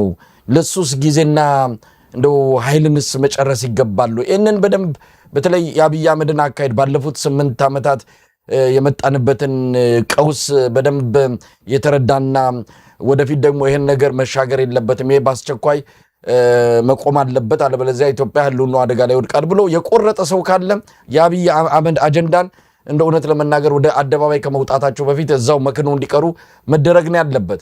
አዎ ቀደም ሲል እንዳልነው እነ ጀዋር ይፈልጉታል። ያውቃል ጀዋር አጀንዳ አብይ አህመድ አምራች እንደሆነ በየጊዜው የሚያደርገውን ያውቋል። ግን ደግሞ ይህንን አጀንዳ ይፈልገዋል። ቀደም ሲል እንዳልከው የእሱ ማህበራዊ መሰረት የሚለውን አካባቢ በደንብ ማነቃነቅ ይፈልጋል። ከሁኔታዎቹ እንደተረዳ ነው። አብይ ቀደም ሲል የኦሮሞ ህዝብ ጥያቄ ናቸው የሚባሉትን በሙሉ ጠልፎ ወስዶ አሁን ያለ አጀንዳ አስቀርቷቸዋል። የአዲስ አበባ ጥያቄንም ሆነ የኦሮሞ የትግል የስበት ማዕከል የሆኑትን አጀንዳዎች አብይ አህመድ በጉራማይሌ የሚሆን እንደው በገደምዳሜ ለመመለስ እየሞከረ ነው ተብሎ ነው የሚታመነው። አንዳንዱም በጥቅም ሸብቧቸዋል። የተወሰነ የመለሳቸው ነገሮች እንዳሉ ይታመናል። በስልጣን የጎተታቸው አሉ። አብይ አህመድ ለተንኮልም ይሁን ለሌሴራም ይሁን ለምን ያምጣው ይህንን አጀንዳ እነ ጀዋር ተቀብለው ማራገብና የራሳቸው ማህበራዊ ቤዝ የራሳቸው ማህበራዊ መሰረት ማጠናከርና በአብይ አህመድ አንጻር አመጽ እንዲቀሰቀስ ህዝባዊ ቢተኝነት እንዲመጣ ይፈልጋሉ። ይህንን በጥንቃቄ መመልከት ያስፈልጋል። እኛ ግን አይናችንን ማንነቅልበት የትግል መስመር አለ። አብይ አህመድ ያለበት መፍትሄ አካል ለኢትዮጵያ የሚበጅ አይደለም። ከሆነም አብይ አህመድ እንደ አንድ ወንበር ስቦ ተቀምጦ እንደ ሌሎች ኃይሎች ልክ እንደ ፋኖ እንደ ህወሓት እንደ ኦላ ብልጽግና የሚባል ታጣቂ ቡድንም ራሱ ወንበር ስቦ ተቀምጦ ለኢትዮጵያ መፍትሄ መፈለግ እንጂ እሱ ጋባዥ እሱ መድረክ አመቻች በሱ ድግስ ላይ የተገኙ ለኢትዮጵያ መፍትሄ መፈለግ የሚቻል አይደለም። አብይ አህመድ ወንጀለኛ ነው፣ በፍርድ ቤት ነው መጠየቅ ያለበት። ለጊዜው ግን እሱ በሚያመጣቸው አጀንዳዎች እንደው ተጠልፎ የሚወሰዱ ሰዎችን ስናይም ነው አዝማማ ወዴት እየሄደ እንደሆነ ግራ የሚያጋባም ስለሆነ ነው። አንዳንዶች አብይን የሚቃወሙ ግድ የለም ይሄን አጀንዳ ተግባራዊ ካደረገ ልንደግፈው ይገባል የሚል ድምፅ ካሁኑ እያሰሙ ነው ያሉት። እንደነዚህ አይነት ሰዎች መታጠፊያ ላይ የሆነ ብርሃን ሲያዩ እጥፍ የሚሉ ሰዎች አሉ። ማስተዋልም ሆነ ነገሩ ወዴት ነው የሚያመራው የሚለውን መመርመር አይፈልጉም። አብይ አህመድ በመጣበት መንገድ አሁንም ሊያታልላቸው ሲፈልግ መታለል የሚቀልላቸው ታጥበው መወሰድ ምንም የማይመስላቸው ሰዎች አሉና እዚህ ላይ ከፍተኛ ጥንቃቄ መደረግ ያለበት ይመስለኛል። ምናልባት እነ ጀዋር ከዚህ አንጻር ይሄ አካሄድ አሁንም ያዋጣናል ብቻን መሮጥም መፍትሄ አለው ብሎ ካመኑ እንግዲህ ያንም ብቻ ሮጦ የመጣውን አይተናል። አሁን ብቻ ተሩጦ የሚመጣ ነገር የለም። የኢትዮጵያ ትግል በጋራ አጀንዳዎችን በጋራ አድርጎ ለሁሉም ኢትዮጵያ የምትጠቅም ለውጥ ማምጣት እንጂ የውና አብይ ሄደው ያመጡትን ለውጥ አየ ነው እነ ጃዋር ከጀርባ የነበሩበት ለውጥ። ስለዚህ ይህንንም ነገር በደንብ ማስተዋል የሚገባ ይመስልናልና ወደ ኋላ የሚመለሱ ሰዎች አሉ። ወደ ኋላ ያለው ነገር ጥሩ አይደለም፣ ወደፊት ነው መሄድ የሚገባው የሚለውን በደንብ ሊሰመርበት የሚገባ ጉዳይ ነው። ሙሉጌታ እንግዲህ አጠቃላይ የብልጽግና አገዛዝ የተለያዩ አጀንዳዎችን እንደሚፈበርክ ይታወቃል። እነዚህ አጀንዳዎች ዋና ዓላማቸው ምንድን ነው የሚለውን በደንብ ማየት ያስፈልጋል። እንግዲህ እኛ አሁን ሌክቸር አንሰጥም ቁጭ ብለን እንደምታውቀው፣ ነገር ግን የአንዳንድ የፖለቲካ ኃይሎች አንዳንድ በፖለቲካ ውስጥ እየተንቀሳቀሱ ያሉ ግለሰቦች ሚናቸው ምንድን ነው፣ ይህን አጀንዳ ለምን አመጡት የሚል ቀላል ጥያቄ መጠየቅ መቻል አለበት። አንዳንድ ጊዜ ዝም ብሎ የመጣው ሁሉ አይወረስም። ፖለቲካ ነው የተሰራ ያለው። ቀጣይ ወራቶች ደግሞ በጣም ክሪቲካል ወቅቶች ናቸው። እነዛን ክሪቲካል ወቅቶች ደግሞ ክሪቲካል ማየት ያስፈልጋል ብዬ አምናለሁ። አለበለዚያ አደጋ ውስጥ እንገባለን። ሁሉም መረጃዎች ከአገዛዙም እየተፈበረኩ ይመጣሉ። ለምሳሌ የመሳይ ወዳጅ ማን ነው? ስለዚህ ለመሳይ ይህን መረጃ ብናወጣው ጠቀሜታ ይኖረዋል ተብሎ መረጃ ይወጣል። የሙሉጌታ ወዳጅ ማን ነው? ይህን መረጃ በሙሉጌታ ወዳጅ በኩል ብንልቀው ጥሩ ነው በሚል መረጃ እንደሚወጣ ይታወቃል። ከዚህ በፊትም ከፍተኛ ሙከራ ተደርጓል እናስታውሳለን። እና መረጃ ሲወጣባቸው ይሄ መረጃ ውሸት ነው በሚል በሌላ ሰው ሚዲያ ለማስመጣትና ለማሰራት ሙከራ ያደርጋሉ። ከዛ በተጨማሪ ደግሞ የሆነ የሚሰሩት ጉዳይ ሲኖር ወይም ደግሞ የሚያሰሩት ሴራ ወይም ደግሞ የሆነ ትልቅ ሀገራዊ ፕሮጀክት ህዝብ ሳይሰማው መፈጸም የሚፈልጉት ነገር ካለ ሌሎች ነገሮችን በሰፊው እንደሚሰሩ ይታወቃል። እና ይህም በአግባቡ ማየት መገምገም ያስፈልጋል ብዬ አምናለሁ። ስለዚህ እነ ጃዋርም ቢሆን ትናንት የነበሩበትን የመንገድ ያውቁታል። ዛሬም በዛ ተመሳሳይ መንገድ ውስጥ እንጓዛለን የሚሉ ከሆነ በጣም አደገኛ ነው። ይህን በደንብ ማሰብ አለባቸው ብዬ አምናለሁ። የትናንቱ አጀንዳ ግን ደጋፊ የመሰብሰብ አዝማሚያ ነው ብዬ አምናለሁ። ምክንያቱም መረጃው አዲስ አይደለም ብያለሁ መግቢያ ላይ። ምክንያቱም አብይ አህመድ እየሰራበት ያለ ነው። ቅድም አንተም አስቀምጠዋል። አብይ አህመድ አንድ ታጣቂ ቡድን ነው። መከላከያውን ሀገርና ዳር ድንበር ላይ ያስቀመጠ ሳይሆን በተለያዩ ቀበሌዎች ያሰማራ ሚኒሻ ይዞ የሚዞር ነው። በራሱ ቋንቋ እኔ ግድያ እየተፈጸመ ነው፣ ስለዚህ ጸጥታ አስከብር ተብሎ ሲጠየቅ እኔ መከላከያን ከድንበር አላነሳም፣ መከላከያ ሚኒሻ አይደለም፣ ስለዚህ ሚኒሻችሁን አደራጅታችሁ ጠብቁ ብሎ ነበር። አሁን በተጨባጭ ሚኒሻ በተለያዩ ቦታዎች ገብቷል ማለት ነው፣ መከላከያው በየቀበሌ ከወረደ። ስለዚህ ታጣቂ ሆኗል ማለት ነው አብይ አህመድ። እንግዲህ እንደተባለው እያንዳንዱ መረጃ ማየት መመርመር፣ ከዛ በተጨማሪ ደግሞ ለምን ዓላማ ተፈልጎ ነው የሚለውን በደንብ ማየት ያስፈልጋል የሚለውን ማስመር ፈልጋለሁ። ይኸው እንግዲህ ሙሉጌታ ወደ ሌላው አጀንዳ እንሄዳለን። ሰሞኑን አብይ አህመድ በብሔራዊ ቴሌቪዥን በተላለፈ አንድ ቃለ መጠይቅ ነው። በነገራችን አንዳንድ ጊዜ መለየትም እስኪቸግር ድረስ፣ ምክንያቱም እዚህም እዚያም ነው የምታየው። አንዱ ቴሌቪዥን ጋር ታየዋለ፣ ፈንጠር ብሎ ደግሞ ሌላኛው ጋር ታያለ። በየሚዲያው ላይ ይቀርባል። በየሚዲያው ላይ ቀርቦ ግን የተለየ ነገር ሲናገር አልሰማንም። አሁን ደግሞ ከቱሪዝም ጋር በተያያዘ ነው። አንቀሳቃሽ ሞተር ነው ቱሪዝም በሚል ያቀረበው ዲስኩር አለ። ሄኖክ ስዩም የተባለ በቱሪዝም ላይ ተጓዥ ጋዜጠኛ ነው። የተለያዩ ቦታዎችን በመጓጓዝ የሚያሳይ ብዙ ጊዜ በገለልተኛነትና በተለየ ሳቢ የሆኑ ነገሮችን በማቅረብ የሚታወቅ ባለሙያ ነበር። ግን አሁን ከቅርብ ጊዜ ወዲህ በብልጽግና ተጠልፎ ተወስዷል። በነ ረዳት ፕሮፌሰር ነብዩ ባዩ ከተጠለፉ ባለሙያዎች አንዱ ይሄ ተጓዥ ጋዜጠኛ ነው። ባለፈው ጎንደርን እንሞሽራት በሚል አብይ አህመድ አንድ በጣም አደገኛ የሆነ መርዛማ ፕሮጀክት አዘጋጅቶ ነበረ።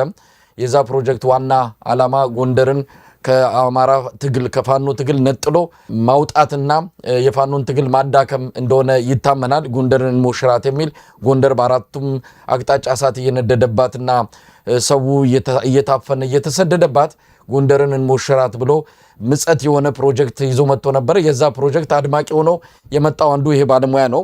አሁን ደግሞ ቃለ መጠይቅ ለማድረግ እድሉን ሰጥቶታል አብይ አህመድ። አብይ አህመድ እንዲህ አዳዲስ ፊትም ነገ ከነገ ወዲያ ወደ ምንድር ፖድካስቶች ጋር ያልተለመዱ ፊቶች ጋር እየሄደ እንደዚሁ ተመሳሳይ አጀንዳ፣ አንድ አይነት ወሬ፣ አንድ አይነት ምንም ቶኑም ዜማውም ግጥሙም ያልተቀየረ አንድ አይነት ነገር ነው በየቦታው እየሄደ የሚናገረው። ተመሳሳይ ነገር ነው የሰማ ነው። ምናልባት በዝርዝር ሌሎቹ ላይ እንሄዳለን። አንዱ አነጋገሩ ላይ ግን እንደው ምን ማለት ይቻላል? ይህ ሰው በዚህ ደረጃ መሬት ላይ ያለን ነገር መካድ፣ በዚህ ደረጃ ከኢትዮጵያ ሕዝብ ጋር ሆድና ጀርባ መሆን ለምን አስፈለገ የሚለው ጥያቄ በዚህኛውም ላይም አንስተናል። እስቲ እንስማው ባጭሩ። የኢትዮጵያ ታክሲ ሾፌር ከኤርፖርት ሰው ሲቀበሉ መርዶ ይናገራሉ። ምንም ሳይከፋቸው ሲምፓቲ ለመፍጠርና የሆነች ትርፍ ለማግኘት ብዙ ነገር ስራ የለም እኮ ተቸገርን እኮ እንደዚህ ሆነና ያሉ ሰውየው ያስፈራሩት ያስደነገጡት ሆቴል ሲደርስ ከሩሙ እንዳይወጣ ነው የሚያደርጉት። ቱሪዝም እንደዚህ አይሰራም። በተቻለ መጠን ስለ ሀገር መልካም ነገር በመናገር መልካም ነገር በማሳየት ሌላ ሀገር እኮ የምትሄድበት ሩት ራሱ መጥፎ ነገር እንዳታይ ሸፍኖ የሚወስዱ እኛ ጋር ግን እንደዛ አይደለም። መንቃት አለብን። ሰው ሲመጣ ያለውን አፍስሶ ደስ ብሎት እንዲሄድ ደግሞ እንዲመጣ የኔም ስራ ነው ብሎ ሹፌሩ ሲያስብ ሙሉጌታ አብይ አህመድ ነው ይሄንን የተናገረበት አውድን በተለየ መልኩ ሀገርን ማስተዋወቅ ጥሩ ነው፣ ለሀገር መልካም መሆን ሁላችንም ለሀገራችን አምባሳደር መሆን አለን የምትል ምክንያታዊ ለመሆን ሎጂካል ለመሆን የሚሞክሩ አንዳንዶችንም እንደዚሁ ሲከራከሩ በዚህ ጉዳይ ላይ ያያዩዋቸው ነው። እንዴት አየኸው? አብይ አህመድ ደብቁ፣ ዋሹ፣ ቅጠፉ እያላቸው ነው የአዲስ አበባ ሹፌሮችን። እንደው የሚደበቅ ነው ወይ? የአዲስ አበባ ህዝብ ችግር አደባባይ ላይ ያለ እኮ ነው። ሰው ቢደብቀው እኮ የሚደበቅ አይደለም። እስቲ እንሰማቸዋለን። እስከዛሬ ብዙ ድምጾችን ሰምተናል። የህዝቡ ምሬት አሁንማ ምንም ፍርሃት የለም። አደባባይ የወጣ ሰው እየተናገረ ነው። አንድ ሁለቱን ልንሰማቸው እንችላለን። ሙሉጌታ ወዳጆቼ ረሃቡ ጠንቷል ነው ብላችሁ እንደ ሀገር በእውነት እና ረሃብ ጠንቷል ማለት የዛ ማሳያ አንድ ሰው እንደዚህ ያለ እኔ ጎረቤት የሆኑ አዲስ አበባ ውስጥ ጎረቤት የሆኑ ሰው ሩቅ ሰው ማያውቃቸው ሰፈር ሄደው ሲለምኑ አየዋል እና ኦፍ ኮርስ አዳነች አቤቤ ወጥተው በፍጹም አዲስ አበባ ውስጥ ቢያንስ በልቶ ለማደር ሰው መለመን አይጠበቅበትም። ለቁጥር የሚያታክቱ መመገቢያ ጣቢያዎች ከፍተናል፣ አንዱ ጠጋ ብሎ ተመዝግቦ መብላት ይችላል፣ ውሸት ነው ብለዋል። ይሄን የሐሳብ ልዩነት እንዳለው ነው። እኔ ግን ለቁጥር የሚያታክቱ ሰዎች ምሽት ላይ እየገቡ በቃ ትንቢት መሞከር ጀመሩ። አንድ ሁለት አይደለም፣ በገፍ ማቃቸው የሰፈሬ ልጆች ምናምን ክፍለ ሀገር እዚህ ማቃቸው ሰዎች በቃ ይታዘቡን ሰው ብለው በእውነት የመጀመሪያም አንድ ሁለት ሶስት ቀን ሲያዩን እንግዲህ አፍሩ ይሆናል። በቃ ግን አይናቸውን በጨው ታጥበው እናንተ ቤተሰብ ውስጥ ዘር ውስጥ የሞተ ሰው ማን ነው፣ ወገቡን የሚያመው ሰው ማን ነው አይነት የሚችሉትን የሚያክል ተንቢየው ለመኖር ለመተዳደር ሲሞክሩ ያለውና እኔ በጣም በእውነት ነው የምላችሁ በጣም ማዝንበት ጊዜ ነው። በቃ በእርሱ ንግግር ለመጀመሪያ ጊዜ ጁንታ ብለው ሲሳደቡ የኔ አባት ቀን በቀለም ይቀባል፣ ሌሊት ጥበቃ ነበር እኛን ለማሳደግ እንኳን ሰርቆ ሊያበላን አይደለም። ትግሬ ሌባ ሲባል እኔ ሌባ ነኝ እንዴ ብሎ ደንግጦ ስትሮክ መታው። ከዛ በኋላ ተስፋ ቆርጦ ታሞ ሞተ። እናቴ አንተ ከገዛ ጀምሮ ሰውነቱ አልቋል፣ መቼ ነው ቤት አፍርሶ ልጆቼና ልጆቼ ሜዳ ላያቸው እያልች ማለት ነው። አንተ ከመጣ የኔ ግራ አብጦ ሀገሬ እንዳልገባ ያለው ኢኮኖሚ ጦርነት እንደዚህ አድርጎናል። አሁን ደግሞ የሚያግዘን አንድ ቀን ዱላ ማያነሳን ሰው የሱፍን የቴዲ አፍሮ ጓደኛ አሸባሪ ብላ አስረዋል። ለምን አጨርሰንም? አብይ አህመድ እባክህ ከቻልክ ኧረ ወገን እሺ፣ ኧረ የሆነ ነገር በሉን። እሺ ምንድነው የምንሆነው? እሺ ምንድነው የምናደርገው እንዴ? ኧረ ወገን እንዴ ነዳጅ የለም፣ ቤተሰብ አስተዳዳሪ ነህ፣ የቤት ኪራይ አለ፣ ልጆች አሉ፣ የትምህርት ቤት ክፍያ አለ። አሮጌ መኪና ይዘንሽ እኛ ምንድነው የምንሆነው? በሌለ ነዳጅ በሌለ ስራ እንደምታውቁን የኢትዮጵያ ኑሮ ሽንኩርት፣ ዘይት፣ እያንዳንዱ ነገር ሁሉም ነገር ጨምሯል። ነዳጅ አልጨመረም፣ ጨመረ አይደለም። ለምንድን ነው ብናገኘው እንኳን ሰርተን እንከፍላለን። የለም 4 ቀን ሙሉ ሰልፍ ላይ ማታ ቀን ሙሉ ተሰልፈን የምናገኘው 20 እና 25 ሊትር አንድ ቀን ታሰራል። አንድ ቀን እሺ፣ አሁን ምንድነው የምንሆነው? እሺ በምንድን ነው የምንሰራው? እሺ ኧረ አንድ ነገር በሉ። ይሄንን በቃ ለሚመለከተው ሁሉ በቃ አድርሱልኝ። በቃ ለሚመለከተው ሁሉ ሼር ኮፒ ሊንክ እያደረጋችሁ አድርሱ። በቃ አልቻልንም፣ በቃ ነዳጅ አልቻልንም። ይራረዘኑልን በእናታችሁ።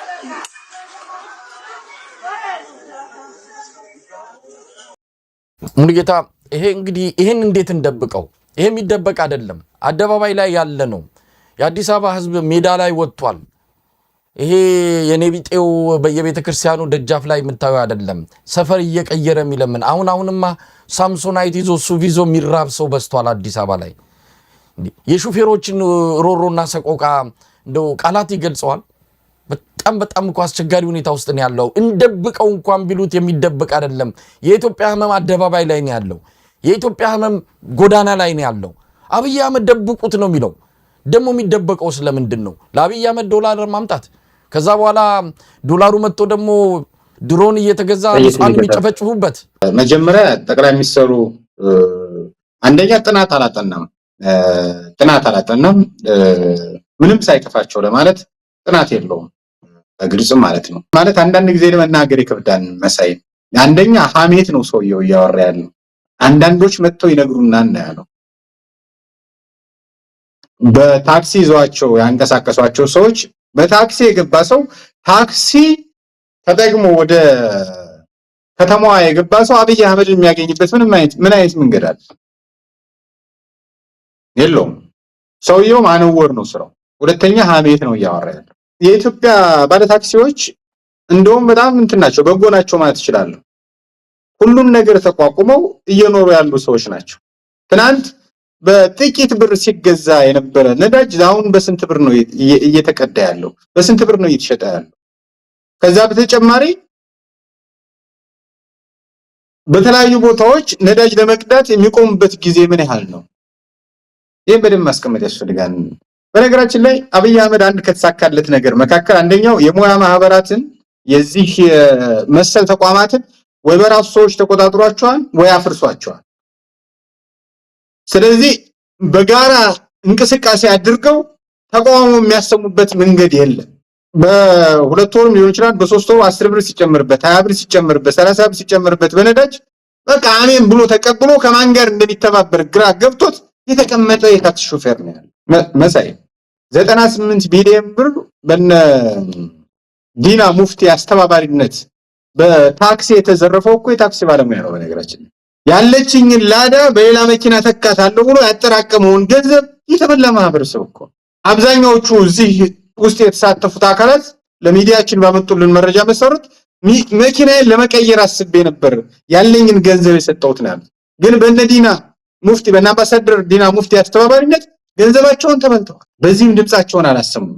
ሌላኛው መረጃ ባለላዳዎች የድሮዋ ላዳ ማለት ነው ሰማያዋ ያችን ለመቀየር ገንዘብ አስገቡ ብሎ መንግስት ከተቀበላቸው በኋላ ዛሬም ድረስ አልቀየረላቸውም። በተስፋ ነው እያኖራቸው ያለው። ያ ዛን ጊዜ የሰጡት 150 ሺህ ብር ወይም ደግሞ ከዛ በላይ የከፈሉት ገንዘብ የዛን ጊዜ ትንሽ ብር ጨምረው የተሻለ መኪና ይገዙበት ነበር። ዛሬ ቆሎ አይቆረጥሙበትም መሳይ። ይህን ሁሉ በደልና ግፍ ተሸክሞ የሚሰባሰብበት ተቋም በማጣቱ ነው ዝም ብሎ ያለው። የአፄ ኃይለሥላሴን ስርዓት የአፄ ኃይለሥላሴን መንግስት እኮ ያወረደው የሳንቲም ጭማሬ ነው፣ የነዳጅ ጭማሬ። የዛሬ ባለ ታክሲ ምንም ሳይከፋው ለማለት አብይ አህመድ ምን አስደፈረው ብለን እንጠይቅ። አንደኛ አላዋቂነቱ ነው። ሁለተኛ ደግሞ የነዚህ የባለ ታክሲ ሹፌሮች ዝምታ አምባገነንነቱን አምነው ስለተቀበሉ ነው። አንዳንድ ጊዜ አምባገነን አምነህ ከተቀበልክ ሌላ ጊዜ መጥቶ ያቀርሽብሃል። አብይ አህመድ በትክክለኛው ቋንቋ ሲገለጽ ታክሲ ባለሙያዎች ላይ አቀርሽቶ ነው የወረደው። ይሄን በግልጽ ማስቀመጥ ያስፈልጋል። ይሄ ቅርሻት ነው። ለአንዳንዶች ቃሉን ስናገረው ይቅርታ፣ ነገር ግን ከዚህ በላይ ልንለው አንችልም። ሀብትና ንብረታቸውን የተቀሙ ሰዎች ናቸው አብዛኞቹ ባለ ታክሲዎች። ባለ ራይድ ምናምን የሚባሉት ከወዴድ ጋር ከስርዓቱ ጋር ያበሩ ራይድ እንደዚህ ፈረስ ምናምን ይባላሉ አይደል? እነዛ ግን ትርፋማ ሆነዋል። በእነሱ አማካኝነት ሬዲዮ ጣቢያ ይገነባሉ፣ የሙዚቃው ታሪክ ይከፍታሉ። እነዛ ትርፋማ ሆነዋል እንጂ ባለ ታክሲዎች ልጆቻቸውን ማስተዳደር የማይችሉበት ሁኔታ ተፈጥሯል። ከዛ በተጨማሪ ባለ ታክሲዎች አይደሉ እንዴ በየመንገዱ እየታረዱ እየወደቁ የምናገኛቸው? በርካታ ባለ ራይዶች እኮ በሌሎች ዘራፊዎች። ምክንያቱም ዘራፊ የሚኖረው አናርኪዝም ሲኖር ነው። ዘራፊ የሚኖረው ስራ እድል ሳይኖር ሲቀር ነው። ዘራፊ የሚኖረው ተስፋ የለ ሲሆን፣ ተስፋ በሌላቸው ወጣቶች በርካታ ባለ ራይዶች እኮ ተገድለው ተገኝተዋል። መኪናቸው ተቀምጦ ሁሉ ነገራቸውን አጥተው ማለት። ሌላኛው ጥያቄ ያቀረበለትን ግለሰብ በግልጽ ማስቀመጥ ያስፈልጋል። የምናውቀው ልጅ ነው፣ ወዳጃችን ነው። ነገር ግን ሁሉም ነገር ከወዳጅነት በታች ነው። ከአብይ አህመድ ጋር ማደር መዋል ወይም ደግሞ አንተ ከመጣ በኋላ ለውጡ ከመጣ በኋላ ያየነው ነገር በጣም የሚገርም ነው የሚደንቅ ነው ነው ያለው። እኔ በዚህ ልክ ያሽቃበጠ ሰው አይቻላቅም። በጣም ነው የገረመኝ። ሄኖክ እውነት ነው፣ ተጓዥ ጋዜጠኛ ነው፣ እውነት ነው። ነገር ግን የላሊበላ ማህበረሰብ አሁን ያለበት ነባራዊ ሁኔታ ያለ አንድ ጊዜ ልደት አብረን ላሊበላ ሄደናል። እግሩን አጥበው የተቀበሉት የአካባቢው ነዋሪ ነገ ምን እንደሚሉት ሊገባው አይችልም። ምክንያቱም አሁን ከአብይ አህመድ ጋር የስካር መንፈስ ላይ ነው። ትናንት ሰሜን ተራራ ላይ ያሳደረው ዛሬ የጥይት ድምጽ ነው እየሰማ ያለው። ትናንት በቱሪዝም እንቅስቃሴ ውስጥ የነበሩት በነገራችን ላይ ዛሬ አንድ ወይ በባህር ላይ ቀርተዋል ወይም ደግሞ ስደት ገብተዋል። እንግሊዝ ውስጥ ያጣበቡት ትናንት በጎንደር አስጎብኝ የነበሩት በላሊበላ አስጎብኝ የነበሩት ናቸው ዛሬ እንግሊዝ ያሉት። ይሄን ያውቃል። ነገር ግን ክህደት መለያው አድርጓል።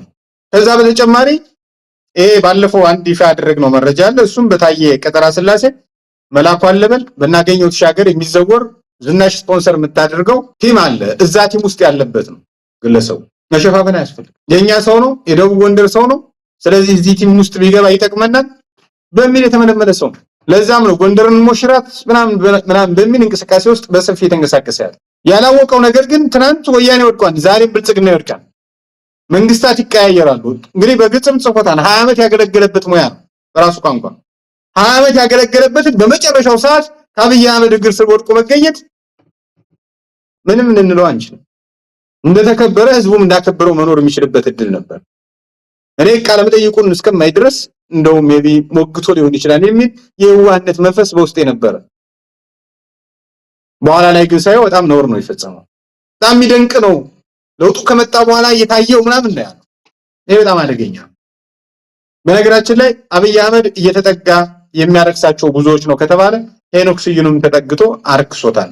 ራሱ ለመርከስ የተዘጋጀ ቢሆንም ግለሰቡ ማለት ይሄን በግልጽ ማስቀመጥ ያስፈልጋል። ሌላኛው ከዚህ ካቀረብካቸው ምስሎች ጋር በተያያዘ ምንድነው የሰማነው? በእነዚህ ምስሎች ለምን አጨርሰናል? ረሃቡ ጠንቷል። ሌላ ሰፈር ሄደው የሚለምኑ ብዙዎች ናቸው። ነቢያት የሆኑት ብዙዎች ናቸው። ትንቢት የሚያቀርቡት ብዙዎች ናቸው። ይሄ የሥራ ዕድል አለመኖር፣ ከዛ በተጨማሪ ደግሞ አንድ አገዛዝ በህዝቡ ላይ ሲጨክን የሚፈጠሩ ሁነቶች ናቸው። ከኋላ ካደረ አናርኪዝም ይፈጠራል። አናርኪዝም ዝም ብሎ አይፈጠርም። የነዚህ ድምር ውጤት ነው። መንግስት መቆጣጠር የማይችለው ፖሊሱም ሌባ የሚሆንበት። በነገራችን ላይ እዚህ ኬንያ ከፍተኛ የሆነ ሙስና አለ፣ ኡጋንዳ ከፍተኛ የሆነ ሙስና አለ፣ ሌሎች ሀገራት ላይ ከፍተኛ የሆነ ካሽ በካሽ ማለት ነው። የሆነ ቦታ ስትሄድ ክፈል ይልሃል ፖሊሱ። ካልከፈልክ ስራ አይሰራም። የሚሰራው እኮ ህጋዊ ስራ። ያ የሆነበት ዋነኛ ምክንያት መንግስት በአግባቡ መክፈል ስለማይችል ነው። አብይ አህመድ ደግሞ የብርን የመግዛት አቅም አንኮታኩቶታል። ስለዚህ አንድ ፖሊስ በልቶ ለማደር ግዴታ ሙስና ይቀበላል። ሙስና ሲቀበል ደግሞ ሌላው ሰው ሌላ ተጨማሪ የሆነ የሚፈልገው ነገር አለ ማለት ነው። ወይ ወደ ስርቆት ያመራል፣ ወይ ወደ ማጭበርበር ያመራል። ከዛ በኋላ ህግና ስርዓት አይኖርም፣ አናርኪዝም ይፈጠራል። አብይ አህመድ ኢትዮጵያን እየበተናት ነው ያለው፣ ተቋም እያሳጣት ነው ያለው። ባለፈው ተናግሬዋለሁ። ወያኔዎች የደርግ መውደቅ በኋላ በገቡ በሳምንታት ውስጥ አበል ይከፍሉ ነበረ፣ ደሞዝ ወሩ ይከፍሉ ነበረ። ለምን? ስርዓት ስለነበረ፣ መንግስት ስለነበረ። አብይ አህመድ ግን አሁን እየሰማን ያለነው ራበን፣ ጠማን፣ በየት በኩል ነው መሰደጃው፣ መውጫው በየት ነው የሚል ድምጽ ነው በሰፊው የሚሰማው። እነዚህ የተሰሙ ድምጾች ናቸው፣ ሚዲያ የሚያውቁ ድምጾች ናቸው። ሚዲያ የማያውቁ ነገር ግን በየዕለቱ ባለፈውም ተናግረዋል። የአዲስ አበባ ዩኒቨርሲቲ የሶሻል ሳይንስ ክፍል ቀን ቀን በቤተ ክርስቲያን የምሳ ሰዓታቸውን የሚያሳልፉ ማታ ማታ ደግሞ ከስራ ሲወጡ በሴተኝነት አዳሪነት የሚሰሩ ሲቪል ሰርቫንቶች አሉ፣ የመንግስት ሰራተኞች አሉ ብሏል። ይሄን ያለው አዲስ አበባ ዩኒቨርሲቲ ነው። ባጠናው ጥናት ነው፣ የሶሻል ሳይንሱ ጥናቱ አለ። ይሄን አብይ አህመድ መስማትም አይፈልግም። ምክንያቱም እሱ የብልጽግና ወንጌል ለከፍተኛ በራሱ ምን አምኖ መኖር ይፈልገው። አንድ አብይ አህመድ እንደመጣ አዲስ የወጣች እንትን አለች፣ ህግ አለች፣ ሐሰተኛ መረጃ ማሰራጨት አይነት በዛ ከሰው ያስገቧቸዋል። መናገር ራሷችንም ከዛ እነዚህ ሾልክ የወጡ ድምጾች ናቸው፣ ቫይራል የወጡ ናቸው። ያልተሰሙ በርካታ ድምጾች እንዳሉ በግልጽ ማስቀመጥ ያስፈልጋል። እንግዲህ ይሄ ሁሉ በደል፣ ይሄ ሁሉ ግፍ በከፍተኛ ሁኔታ እያስተናገደ ያለ ህዝብ አንደኛ አማራጩ መንግስቱ ሳይወድቅ ኢትዮጵያ ሳትበተን ስርዓተ መንግስቱ ሳይበሰብስ አሁን በመበስበስ ሂደት ላይ ነው ያለው፣ ጫፍ ላይ ነው ያለው። የበለጠ አደጋ ሳይገጥመን ይሄን አገዛዝ ለመጣል መሰባሰብ፣ መደራጀት፣ መቀናጀት እንዳለበት ማስታወስ እንፈልጋለን። ዝም ብለን የእነሱን ጩኸት አስተጋብተን መተው አንችልም። መደራጀት መቻል አለብን። የታክሲ ባለሙያዎች ከዚህ በላይ ግፍ ሊፈጸምባቸው አይችሉም። አብይ አህመድ ምንም ሳይከፋቸው ነው ያለው። ካልከፋ መኖር ትችላለህ፣ በደሉን ችለህ ማለት ነው። አለበለዚያ ግን በሙያ ማህበራት ተደራጅተህ ይሄን አገዛዝ ታምበረከከው ትችላለህ። ማድረግም ይቻላል። የኢትዮጵያ ሕዝብ አብዛኛው በታክሲ ተጠቃሚ ነው። የታክሲ አገልግሎት አንድ ቀን ሙሉ ለሙሉ ብዘጋበት መቆጣጠር የማይችለው አደጋ ከፊቱ ላይ ይገጥመዋል። ስለዚህ የታክሲ ባለሙያዎች ሌሎችም እንደዚሁ በተመሳሳይ መሰል እንቅስቃሴ ውስጥ ሊገቡ ይገባል ብዬ አምናለሁ። በተለይ እንደዚህ አይነት ነገሮች ቀላል ናቸው መሳይ። በተለይ የታክሲ ማህበራት በቁብም በምንም ይገናኛሉ። ስለዚህ እንደዚህ አይነት ነገሮች ለማድረግ በጣም ቅርብ ናቸው። በዛ ውስጥ አንገዛዞ ኢንፊልትሬት አድርጎ ሊገባ ይችላል። አዎ ሊገባ ይችላል። የማይገባበትን መንገድ ግን መትረፍ የራሳቸው ኃላፊነት ነው። ለምሳሌ ሹፌሮች አንደበት የሚል ገጽ አለ አይደል? የሹፌሮችን ሞት በየዕለቱ ነው የሚዘግበው። እንደዚህ አይነት ነገሮችን ማስተባበር የሚችልበት እድል አለ። አንዳንድ ጊዜ ሁሉ ጊዜ ማልቀስ አይችልም። የለውጥ ጊዜ ዛሬ ነው። ዛሬውን እንቅስቃሴ ማድረግ እንዳለባቸው ማስታወስ እንፈልጋለን። ይሄን ነው ማለት እንፈልጋለን። አብይ አህመድ ያነሳቸው አንዳንድ ነገሮችን በዚህ አጋጣሚ መጥቀስ ያስፈልጋል። እንዳልከው ነው ኢትዮጵያ ውስጥ ስለ ቱሪዝም ልታወራ አትችልም። ቱሪዝም የመጀመሪያው የቱሪዝም አንዱ ሃሁ ብለህ ስትጀምር ሰላም ነው። ሰላም በሌለበት ቱሪዝም ሊኖር አይችልም። አብይ አህመድ ቁጥሮችን ደግሞ እንዴት አድርገው እዛው ኩክ አድርገው እዛው የፈለጉትን ቁጥር የመጥራት አባዜ ደግሞ የተጠናወታቸው ናቸው ብልጽግናዎች ሲባሉ። ዝም ብሎ ቁጥር አፋቸው ላይ መጣውን ይጠራሉ። አሁን ኢትዮጵያ በ30 እና 40 ኪሎ ሜትር ራዲየስ ከአዲስ አበባ ከወጣ የምትታፈን ለዛውም በአንድ ቀጠና ብቻ አይደለም፣ በአራቱም አቅጣጫ አውቶቡሶች የሚታገዱበት ሰው ወጥቶ መግባት ብርቅ በሆነበት ሀገር ውስጥ ስለ ቱሪዝም ስታወራ እብደት እንጂ ሌላ ነገር ሊባል አይችልም። አብይ አህመድ ስለ ቱሪዝም ሊያወራ ስለ ቱሪዝም እድገት ሊናገር የሚያስችል ሀገራዊ የደህንነትና የጸጥታ ሁኔታ የለንም። ይህንን መተማመን መቻል አለብን። አሁን እሱ ያመጣው ይህንን አጀንዳ ሀገሪቱ በእጃችን ላይ ነች፣ ተቆጣጥረናታል፣ ሰላም ናት የሚል ነገር ሰው ላይ መፍጠርና ምናልባት በዚህችም የተወሰነች ሳንቲም መሰብሰብ ከተቻለ ብሎ ነው። ለማንኛውም ሰው የሚኖረውን ያውቀዋል። እነዚህ ባለ ታክሲዎችም ሆኑ ሌሎች የህብረተሰብ ክፍሎች የማይደብቁት ፊታቸው ላይ እንዲሁ የሚታይ ባይናገሩ አንደበታቸው ቢዘጋ እንኳን ገጽታቸው የሚናገር ችግር አለ። የማይደብቁት አብይ አህመድ እሱንም ደብቁት እያለ ነው። ለምን እንደብቃለን የሚል ጥያቄ መምጣት አለበት። እንደውም የበለጠ አብይ አህመድን ማጋለጥ ነው፣ ማሳጣት ነው። እሱ ስለ ኢትዮጵያውያን ደንታ የለውም፣ ስለ ኢትዮጵያውያን ክብር የለውም። የት ሲያከብረን ነው የምናከብረው? የት ሲያከብረን ነው የእሱን ዓላማና የእሱን መልእክት የምንቀበለው? ይህን የኢትዮጵያ ሕዝብ በደንብ አስምሮ ለዚህ ሰውዬ ምላሽ መስጠት ያለበት ጉዳይ ነው። እንኳን ከእሱ ጋር ለመተባበር የእሱ መጨረሻን እንደው እንዲፈጥን በሚደረጉ ትግሎች ውስጥ የኢትዮጵያ ሕዝብ መሳተፍ ነው የሚገባው። ሙሉጌታ፣ ለማንኛውም ሌሎች ነገሮችንም አንስተዋል። ለምሳሌ ዳርዳር ሲባል የነበረ እንደው መንግስት አድርጎታል አላደረገውም ስንል የነበረውን መጥቶ ፍርጥርጡን ያወጣው ከውጪ ቲክቶከሮችንና የተለያዩ ታዋቂ ሰዎችን ለካም ያስመጣው መንግስት ነው። ይህንን የሚቃወሙን አሉ ብሎ እኮ ተናገረ። ስለዚህ ከፍተኛ ገንዘብ መንግስት እያወጣ አገዛዙ እያወጣ ይሄ የአዲስ አበባ ብልጭልጭ ፕሮጀክቶችን በማስተዋወቅ ቱሪዝም እናገኛለን ብሎ በደንብ በሰፊው ሲሄድበት እንደነበረ ያው በዚሁ ቃለ መጠይቁ ላይ ተናግሯል። ማንን ለማሳመን ነጮች መጥተው ተናገሩ? ከዛስ? ለማንኛውም አንድ መሪ እንግዲህ ቴሌቪዥን ላይ ቀርቦ ሲናገር ቢያንስ መሪ ነውና 15 ሚሊዮን ደጋፊዎችም ካሉት ቢያንስ የተወሰነ ሺህ ያህል ቁጥር እንኳን ተመልካች ትጠብቃለህ። 10 ሺህ እንግዲህ በብሔራዊ ቴሌቪዥን የተመለከተው ሰው ቁጥር 10 ሺህም አይሞላም። በሌሎቹ እንደውም 1 ሺህም አልደረሰም። በሌሎቹ ብሔራዊ ቴሌቪዥንና ክልል ቴሌቪዥኖች 1 ሺህም አልደረሰም። ምን ማለት ነው? ይሄ እኮ ብዙ ነገር ይነግርሃል። ሰው ቴሌቪዥኑን ጥርቅም አድርጎ ዘግቷል። የራሱ ደጋፊዎች ራሱ እየተከታተሉት አይደለም። እንግዲህ ከዚህ በፊት እንደምታስታውሰው በተለያዩ ሚዲያዎች ከፍተኛ ሙከራ አድርጓል። የጫካ ፕሮጀክትን ኢንስታሌሽን በተመለከተ በተለይ ከቴክኖሎጂ ጋር በተያያዘ ኃላፊነት ወስዶ እንዲሰራ የሰጠው አንድ ግለሰብ አለ። እሱ ሰለሞን ይባላል። በእነ ሰለሞን መጣ ሞከራ አልታየለትም። ከዛ በኢቢኤስ ቀረበ፣ እንደዚሁ አልታየለትም። ከዛ በቃናም ሞከራ አልታየለትም። አሁን ደግሞ እስኪ የሚወደድ ግለሰብ ከሆነ በዚህ ልጅ ልሞክረው በሚል ነው የተሞከረው። ይሄኛው ልጅም ያው ከፍተኛ የሆነ ዘመቻ ነው የተካሄደበት። በነገራችን ላይ ዛሬ ፎቶውን ለጥፎ ነበር። ፎቶውን ከለጠፈም በኋላ በስሩ ከፍተኛ የሆነ ስድብ ነው ያስተናግደው። እኔ ያየሁትም የድሮ የሙያ አጋሮቹም ጭምር ከፍተኛ የሆነ ትችት ነው ያቀረቡበት። እንደው አይኑ ኑሮ ድጋሜ ተመልሰ ላሊበላን ትረግጣለህ፣ ጎንደርን ትረግጣለህ፣ ሌሎች ቦታዎችን ትረግጣለህ።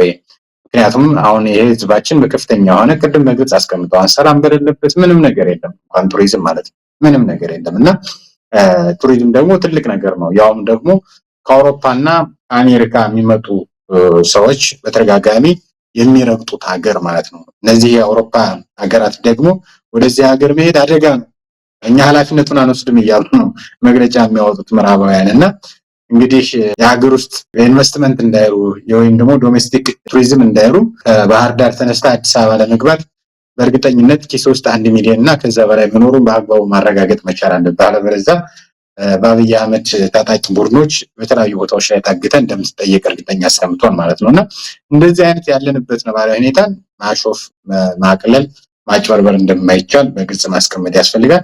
እና አብይ አህመድ ከፍተኛ የሆነ የተስፋ መቁረጥ እንቅስቃሴ ውስጥ እንዳሉ ግን በግልጽ ማስቀመጥ ያስፈልጋል። ይሄ የአብይ አህመድ የተስፋ መቁረጥ ምልክት ነው። አንድ ጊዜ በቃና፣ አንድ ጊዜ በኢቢኤስ፣ አንድ ጊዜ በኢቲቪ፣ አንድ ጊዜ በሆኑ ሚዲያዎች የማሰስ ፕሮፓጋንዳው አልሸቀ ማለት የቱማታ መሆን የመመሰቃቀል ሁነት ውስጥ የገቡ ይመስለኛል። እና ይሄ ደግሞ አብይ ያው መታየት ይወዳል። ስለኔ ሰዎች ምን አሉ እያለ ኮሜንት ሲሰበስብ የሚውል ግለሰብ እንደሆነ ይታወቃል። ስለዚህ ያ ጥማት ደግሞ አለበት። ትናንት ሲመጣ የነበረው ክብር፣ ትናንት ሲመጣ የነበረው የሰዎች ድጋፍ ዛሬ ላይ የለም። ስለዚህ በተለያዩ ሰዎች አማካኝነት እየቀረበ ለመታየት ሙከራ ይደረጋል።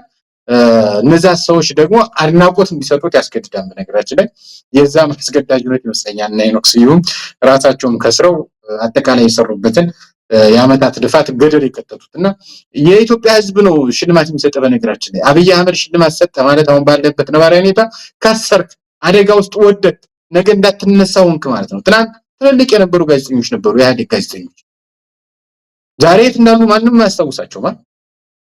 ዛሬም የብልጽግና ጋዜጠኞች ነገ ማንም አያስታውሳቸውም። በዚህ በኢቲቪ እየቀረቡ የሚተነትኑት ምናምን ይባረራሉ። ትውልድ ደግሞ ያባረራል። ነገር ግን እዚህ ፖለቲካ ላይ ተነትናሉ፣ ለጠቅላይ ሚኒስትሩ አሽቀብጣለሁ የሚል አካል ሁሉ ይጠረጋል። ምክንያቱም ህዝብ ማየት አይፈልግም። የለውጥ ኃይል የሚባለው ደግሞ ነገ እኛንም በዚህ በተመሳሳይ መልክ ሞጋች አይደላችሁ የሚሏቸው የሚችሉበት እድል እንዳለ ማስታወስ ፈልጋለሁ። ግን ጥሩ ነው እንደዚህ መጋለጡም፣ አስመሳዩ ምኑም ተግበስብሶ ከመሄድ እንደዚህ መጋለጡም ጥሩ ነው። ሙሉጌታ እንደው እንደዚህ አይነት ከአገዛዙ ጋር ተጠግተው የአገዛዙን ገጽታ ለማሳመር በእርግጥ ዝም ብሎ በሆዳቸው የወደቁ ሰዎች ብቻም አይደሉም። አንዳንዶች ግራ እስከሚያጋቡ ድረስ ነው። በእርግጥ ከጥቅም ውጪ ከዚህ ስርዓት ጋር ምንድነው የሚያሰልፍ? ሌላ የተለየ ነገር ከሌለ በስተቀር አንድና አንድ ጥቅም ነው።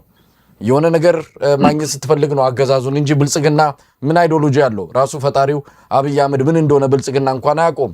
መደመር የሚሉት ጎለፈንዲ የሆነ ወዴት ወደ ግራ ወደ ቀኝ የማይለጠጥና የማይድ ፍልስፍና ኢትዮጵያ ላይ ጭኖ እሱም ሳይገባው በተደጋጋሚ የራሱንም ባለስልጣናት ፈተና አስቀምጧቸው አብዛኞቹ ወድቀዋል። ብልጽግናም እንደሆነ አያውቁም።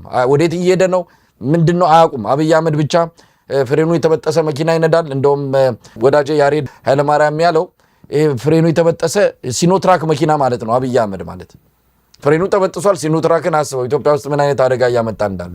ዝም ብሎ መሄድ ነው ወደ ገደል፣ ጭው ያለ ገደል የሚገሰግስ ማለት ነው አብይ አህመድ እንጂ አብይ አህመድ የሚመራው መንግስት ርዕዮተ ዓለሙን አውቀ ተረድተ ለሀገር ይጠቅማል ይበጃል ብለ ከዛ አይነት ውሳኔ ላይ ደርሰ የምትከተለው ወይም የምትቀበለው አብረ የምትሆነው መንግስት አይደለም። እና አንዳንዶች ይገርማሉ፣ ምሁራን፣ የቢዝነስ ሰዎች። አንድ ደግሞ ዘመዴነ ንጋቱ የሚባል ሰው አለ። ራሱን እንደ ቢዝነስ ዓለም አቀፍ የቢዝነስ ሰው ይመለከታል። ማለያ መቀየር ነው በቃ። ስርዓት ሲመጣ ያንን ይሸኛል፣ ያንን ይቀበላል። አንድም የራሱ ነገር የሌለው የመጣውን ሁሉ ማወደስ ማሞገስ፣ እዛ ቤተ መንግስት አካባቢ መንጎዳጎድ የሱ ትልቁ ተጽቶ ትልቁ አቅሙ ያ ነው። በዛም ያገኛት ሽርፍራፊ ሳንቲም ቢዝነስ ልትኖር ትችላለች። ሰሞኑን አንድ የሆነ ሚዲያ ላይ ቀርቦ ነበረ። በዛ ሚዲያ ላይ የተናገረው ነገር በጣም አስገራሚ ነገር ነው። ጋዜጠኛው በቂ የሆነ መረጃ ነበረው። የሚናገረው የኢትዮጵያን እውነት ነው። ዘመዴነ ግን ያስተባብላል። ምርጫውን ሰላማዊ፣ ዲሞክራሲያዊ፣ ፍትሃዊ እንደሆነ አድርጎ ለመናገር ይሞክራል። ኢትዮጵያ ባለፉት 5 ዓመታት የሄደችበት የኢኮኖሚ እድገት በጣም አስደማሚ እንደሆነ ይናገራል። ቢሞግተውም ይሄ ሰው የመንግስት ወኪል እስኪመስል ድረስ የሚከራከርበት ቃለ መጠይቅ ነው የተላለፈውና እንዴት አየው? እንዲህ አይነት ሰዎች ብዙ ናቸው። ግን የዚህ ሰውዬ ደግሞ ይለያል። ከመንግስት ከኢህአዴግ ከኃይለማርያም አሁን ደግሞ አብይ መቆሚያ የለውም። ነገ ደግሞ ሌላ ሲመጣ እንደዚሁ እንደተገለባበጠ የሚቆይ ሰው ነው ግለሰቡ። ዘመዴነ ንጋቱ በነገራችን ላይ ሙሉ ለሙሉ ማለት ምርጫው 100% ታማኝ እንደነበር፣ የህዳሴው ግድብ ከዚህ በኋላ እንዳለቀ ጥያቄ እንደማይነሳበት፣ አንድ የብልጽግና አመራር በዛ ሚዲያ ላይ ቀርቦ እየተናገረና እየመለሰ ያለ የሚመስል ነው። ጋዜጠኛው ከፍተኛ ምሁራን ብሎ ነው ያቀረበው። አንድ ምሁር ደግሞ ግራ ቀኙን አይቶ ህዝቡ ምን ይላል፣ ነባራዊ ሁኔታው ምንድነው፣ ከዛ በተጨማሪ ወዴት ሲሄድ ነው የሚል ሐሳቦችን ማቅረብ የሚችልበት እድል ነበር። ነገር ግን ዘመዴን ንጋቱ ማየት አልቻለም። እኔ በተለይ የኢትዮጵያ ምርጫ ኮሚሽን ቦርድ የአብይ አህመድ ብልጽግና ፓርቲ በ90% የፓርላማ መቀመጫ አብላጫ ድምፅ አሸናፊ ማድረጉን ያስታወቀበትን ይሄን ሙሉ ለሙሉ እንደሚቀበለው ከዛ በተጨማሪ ደግሞ ይሄ በጣም ትልቅ ለውጥ እንደሆነ በሰፊው የተነተነበት ነው። በተለይ የኢትዮጵያ ምርጫ ኮሚሽንን በአማራና ኦሮሚያ ከሌሎች በአጋጣሚ መስተጓጎሎችና ባልተከፈቱ የምርጫ ጣቢያዎች ምክንያት በሚሊዮኖች የሚቆጠሩ ኢትዮጵያውያን ውክልና ሳይኖራቸው መቅረቱ የተሰጠውን ህዝባዊ ውክልና ማንሳት ውስብስብ ያደርገዋል የሚል ብልጽግና የማስወጣት በሰፊው አይቻለው። እንግዲህ በአዲስ አበባ እየታየ ባለው ፈጣን የመሰረተ ልማት ግንባታና በገጠሪቱ የሀገሪቱ ክፍሎች በሚከሰቱ ከባድ አመጾች ተነሰፈ የሀገር ውስጥ መፈናቀሎችና የተቀጣጠሉ ባሉ ሃይማኖታዊ ውጥረቶች መካከል ያለውን አስገራሚ ልዩነት ጋዜጠኛው ለማንሳት ሙከራ ያደርጋል። ዘመዴነህ ግን ሲያስተባብል አይተናል። እንግዲህ እነዚህ ሱፋቸውን እየቀያየሩ ክራባታቸውን እየቀያየሩ ለአገዛዝ የሚያድሩ ግለሰቦች እንደሆነ በግልጽ ማስቀመጥ ያስፈልጋል። ዘመዴነህ ንጋቱ መሳይ የኢትዮጵያ አየር መንገድ ስትራቴጂ በመሆን አገልግሏል። በተለይ የኢትዮጵያ አየር መንገድ ዓለም አቀፍ ደረጃ አሁን ለደረሰበት ስኬት መሰረት ሆኖም ብለው ነው እነሱ የሚያስቡት። ራዕይ 2010 የሚባል ወይም ደግሞ ቪዥን 2010 የሚባል ቀራጭ ነበር የኢህአዴግ ግለሰብ ማለት ነው። አሁን የኢህአዴግን የነበሩትን የኢኮኖሚ ሪፎርሞችና ጉዳዮች አውጋዥ ሆኖ ደግሞ በተለያዩ ሚዲያዎች ሲናገር ታገኘዋለህ ማለት ነው። ከዛ በተጨማሪ ይሄ ግለሰብ በተለያየ ጊዜ አቋሙን በመቃየር የሚታወቅ ግለሰብ አሁን የብልጽግና አገዛዝ ወድቆ በብርሃን ፍጥነት ሌላ አደረጃጀት ሌላ መንግስት ቅርጽ ቢይዝ ለዚህኛው መንግስትም ዋና አማካሪ ለመሆን የሚሰራ ግለሰብ እድሜ የማያስተምረው ግለሰብ ነው። እንግዲህ ራሱን አቶ ዘመዴነህ ንጋቱ ነው የሚባለው። ነገር ግን ራሱን የሚያስተዋውቀው በዓለም አቀፍ ደረጃ ከፍተኛ ተሰሚነት እንዳለው የኢኮኖሚ ባለሙያና ተንታኝ ነው። ይሄ በጣም አደገኛ ነገር ነው። እንግዲህ ስለ ፋይናንስ ሌሎች ጉዳዮች የተናገራቸውን እንግዲህ አንተ የምታቀርባቸው የሚዲያ ባለሙያዎች ቀርበው እንዲተነትኗቸው ሐሳብ ይሰጡባቸው እንደሚገቡ አምናለሁ። እኔ አልነካካውም። ነገር ግን የዚህ ግለሰብ ትናንት በኢህአዴግ ዘመን ለኢህአዴግ ሽንጡን ገትሮ ሲከራከር የነበረ ግለሰብ ነው። ይሄን ሲያደርግ የነበረው በምሁራን ስም ነው። ይሄን ሲያደርግ የነበረው በገለልተኝነት ስም ነው። ዛሬም ለብልጽግና ድርጎ እየተሰፈረለት የብልጽግናን አገዛዝ በዓለም አቀፍ ተቋማት በዓለም አቀፍ ሚዲያዎች እየቀረበ ለመከራከር ከፍተኛ ጥረት እያደረገ ያለ ግለሰብ እንደሆነ በግልጽ ማስቀመጥ መቻል አለበት። አቶ ዘመዴነህ ስለ ሀገር ውስጥና ስለ ዓለም አቀፍ ኢኮኖሚ ያውቃሉ በሚል በመተንተን ብልጽግና በተለይ ከተለያዩ ምሁራኖች የሚቀርብበትን ትችት ከገለልተኛ ምሁራን ብልጽግና እየሄደበት ያለውን አካሄድ የሚቆንኑ ምሁራን የማውገዝ ስራ ላይ የተሰማራው በሚዲያውም ላይ የተስተዋለው በትንታኔውም ያዳመጥነው አዲስ አበባ ላይ ቁጭ ብሎ ለብልጽግና እየሰራ ያለ ግለሰብ እንደሆነ በግልጽ ማስቀመጥ ያስፈልጋል። እንግዲህ የጂኦፖለቲካ ትንታኔውና የኢንቨስትመንት ባንከር ነኝ ነው የሚሉት የቀረበበትን ከጋዜጠኛው ኢትዮጵያ ከአፍሪካ ፈጣን እድገት ካላቸው ኢኮኖሚዎች አንዷና ለቀጥታ የውጭ ኢንቨስትመንት ቀዳሚ መዳረሻ መሆኗን አጽንኦት ሰጥተዋል። በዚህ ፕሮግራም እንግዲህ ለውጭ ሀገር መዳረሻ የሆነች ሀገር ነች። የት ነው? ጎጃም ገብቶ ነው የሚያርሰው ወይም ደግሞ ጎጃም ገብቶ ነው ኢንቨስት የሚያደርገው ወይስ ወለጋ ገብቶ ነው ወይስ ትግራይ ክልል ገብቶ ነው? አንድ የውጭ ሀገር ኢንቨስትመንት መዳረሻ ነች፣ በአፍሪካ ቀዳሚ ነች ያ ነው የሚናገረው። ይህ ፍጹም ሐሰተኛ መረጃ። እንደውም ኢትዮጵያ ብልጽግና ከመጣ በኋላ በአግዋ በሌሎች መሰል እንቅስቃሴዎች ወደ ኢትዮጵያ አትሄዱ፣ ኢንቨስት አታድርጉ። በነገራችን ላይ በተለይ የአውሮፓ በርካታ ቱርክ ራሱ ብዙ ድርጅቶቿን አስወጥታለች። ይሄ ባለበት ነባራዊ ሁኔታ ምቹና ነፃና ፍትሃዊ ነች እያለ በተደጋጋሚ ይከራከራል። ኢትዮጵያ ባለፉት 30 ዓመታት ውስጥ ካካሄደቻቸው ምርጫዎች ሁሉ ምርጡ ምርጫ ነው ያደረገችው በሚል ነው እንግዲህ አቶ ዘመዴነህ የተናገሩት። እንደሙልጌታ በጣም ይሄን ሰውዬ እኔ ጃኬት ለመቀየር ለመታጠፍና ሌላ አቋም ለመያዝ ምንም የማያፍር ትላንት የተናገረውን ትላንት ያሞገሰውን ዛሬ ድምስስ ለማድረግና እንዲህ አይነት አሳማን ሊፕስቲክ ቀብቶ ቆንጆ ናት ብሎ አደባባይ ለማሳየት ቅንጣት ታክል የሞራል እንደው እንትን የሌለው ግለሰብ ነው። በተደጋጋሚ ይሰማዋሉ። በተደጋጋሚ በተለይ ስለ ኮሪደር ልማት አንድ ወቅት ላይ የሚናገረውን ነገር አይቻለሁ። እንግዲህ ልጆች ይኖሩታል፣ እውነት ጎረቤት፣ ጓደኛ፣ ዘመድ ይኖሩታል። እንዴት ያፍሩበት ይሆን? የኢትዮጵያ ሕዝብ በሱ ኪስ የሚለካ ከሆነ የኢትዮጵያን ሕዝብ ህይወት፣ የኢትዮጵያን ሕዝብ ኑሮ በሱ ድሎትና በሱ የፊት ወዝ የሚለካ ግለሰብ አደባባይ ወጥቶ እንደዚህ አይነት ዲስኮርስ ሲያሰማ፣ አሁን ደግሞ ነገ መጥቶ እንግዲህ አብይ ይሄዳል። መቼም ቀደም ሲል እንደተባባልነውም ስርዓት መውደቁ አይቀርም። ነገ ደግሞ ምን ሊል ነው የሚመጣው? መንግስት ከእንደገና ደግሞ ወገቡን ሰብሮ ጎበጥ ብሎ ሊቀበል ነው ማለት ነው። እንዲህ አይነት ሰዎች ናቸው እውነት ከአገዛዞች፣ ከጨቋኞች፣ ከገዢዎች የበለጠ እንዲህ አይነቱን ሰዎች ነው ከመድረክ ላይ ገለል እንዲሉ ማድረግ የሚገባው። ህብረተሰቡን እንዲህ አይነቱን ሰዎች ነው ማውገዝ ያለበት። ለማንኛውም የዚህ ሰውዬ የሰጠው ቃለ መጠይቅ አንደኛ ውሃ የሚቋጥር አይደለም፣ ውሸት ነው። ጋዜጠኛው በደንብ አድርጎ ነው መረጃ ስላለው። የጋዜጠኛ በነገራችን ላይ በዚህ ሰሞን ነው አንድ በጣም ጥሩ ዝግጅት አቅርቧል። ብልጽግናን በደንብ አድርጎ በመረጃ ሽባ ያደረገ ፕሮግራም ነው የሰራው። ሐሰት የለበትም፣ ትክክለኛ ነው። በደንብ መርምሮ ፈትሾ ነገሮችን አይቶ ያቀረበው ፕሮግራም ነው። አሁንም ሞግቶታል፣ ግን ዘሜደነ አይነን ግንባር ያድርገው ነው። ስትዋሽ እንግዲህ እስከ መጨረሻው ተዋሻለህ። ከዚህ በላይ ምንም ሊያደርገው አይችልም ጋዜጠኛው። ለማንኛውም እንዲህ አይነት ሰዎች ብዙ ናቸው። አብይ አህመድ ዙሪያ ተሰብስበዋል። በስም ዝርዝር ብንጠራቸው ምናልባት ጊዜው አይበቃንም። በዚሁ እናብቃ። የምጨምረው ከሌለ አንድ ነጥብ ልጨምር። በተለይ አቶ ዘመዴነ በጋዜጠኛው ከተነሳለት ጉዳይ መካከል የሃይማኖት ስደት አለ ይላል ጋዜጠኛውና ሰዎች በሃይማኖታቸው ይገደላሉ፣ ይፈናቀላሉ በሚል ጥያቄ ሲያነሳለት ይህን ሀሳብ ሙሉ ውድቅ የሚያደርገው በሃይማኖት የሚጠቃ የለም የሚገደል የለም እያለ ይዋሻል። ጥቃቶቹን ሀገሪቱን ላለማረጋጋት በውጭ ሀገራት የተቀነባበሩ የአካባቢ ግጭቶች እንደሆኑ ነው የሚገልጻቸው። እንግዲህ ብልጽግና ከዚህ በፊት ሸኔና ጽንፈኛ ኃይሎች ናቸው ይላል። ይሄ ግለሰብ ደግሞ ከመንግስት በልጦ ሀገሪቱ እንዳትረጋጋ ውጭ ሀገር ያሉ የውጭ ሀገራት ወይም ደግሞ የኢትዮጵያ ጠላቶች ናቸው ያከነባበሩት እስከ ማለት ደርሷል። ይሄን መረጃ ከየት አመጣው ብሎ ጋዜጠኛው ቢጠይቀው፣ ምክንያቱም ብልጽግና እንደዚህ ነው ያለችው ወይም ደግሞ ብልጽግና እንደዚህ ነው ያለው፣ አንተ ይሄን መረጃ ከየት አመጣው ቢለው መልስ የለውም። ስለ ቀይ ባህርም እንደዚህ ይንተፋተፋል።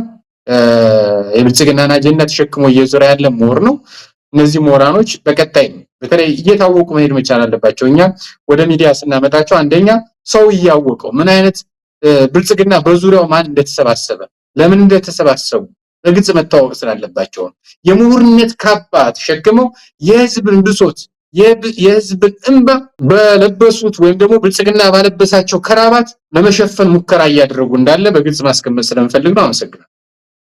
በጣም አመሰግናለሁ ሙሉጌታ። በርካታ ጉዳዮችን ያነሳንበት የዛሬው የአንከር የመረጃ ክፍለ ጊዜ እንን ይመስላል። በአንከር ሚዲያ ታዳሚዎች ስም ከልብ ነው የማመሰግነው። እንግዲህ ማክሰኞ ዳግም እንገናኛለን። ሐሙስና ማክሰኞ ዘውትር ከአንተ ጋር የምንገናኝበት የአንከር የመረጃ ክፍለ ጊዜ እንዳለን ለተመልካቾች በዚህ አጋጣሚ ለመግለጽ እንወዳለን። ሙሉጌታ አንበርብር እግዚአብሔር ይስጥልን። መልካም ጊዜ። አመሰግናለሁ መሳይ። ተመልካቾች በዚሁ የዛሬውን የአንከር የመረጃ ክፍለ ጊዜ በማብቃት እንሰናበታለን። አብራችሁን ስለሆናችሁ ምስጋናችን ከልብ ነው። ኢትዮጵያ በክብር ለዘላለም ትኑር። ጤና ይስጥልን።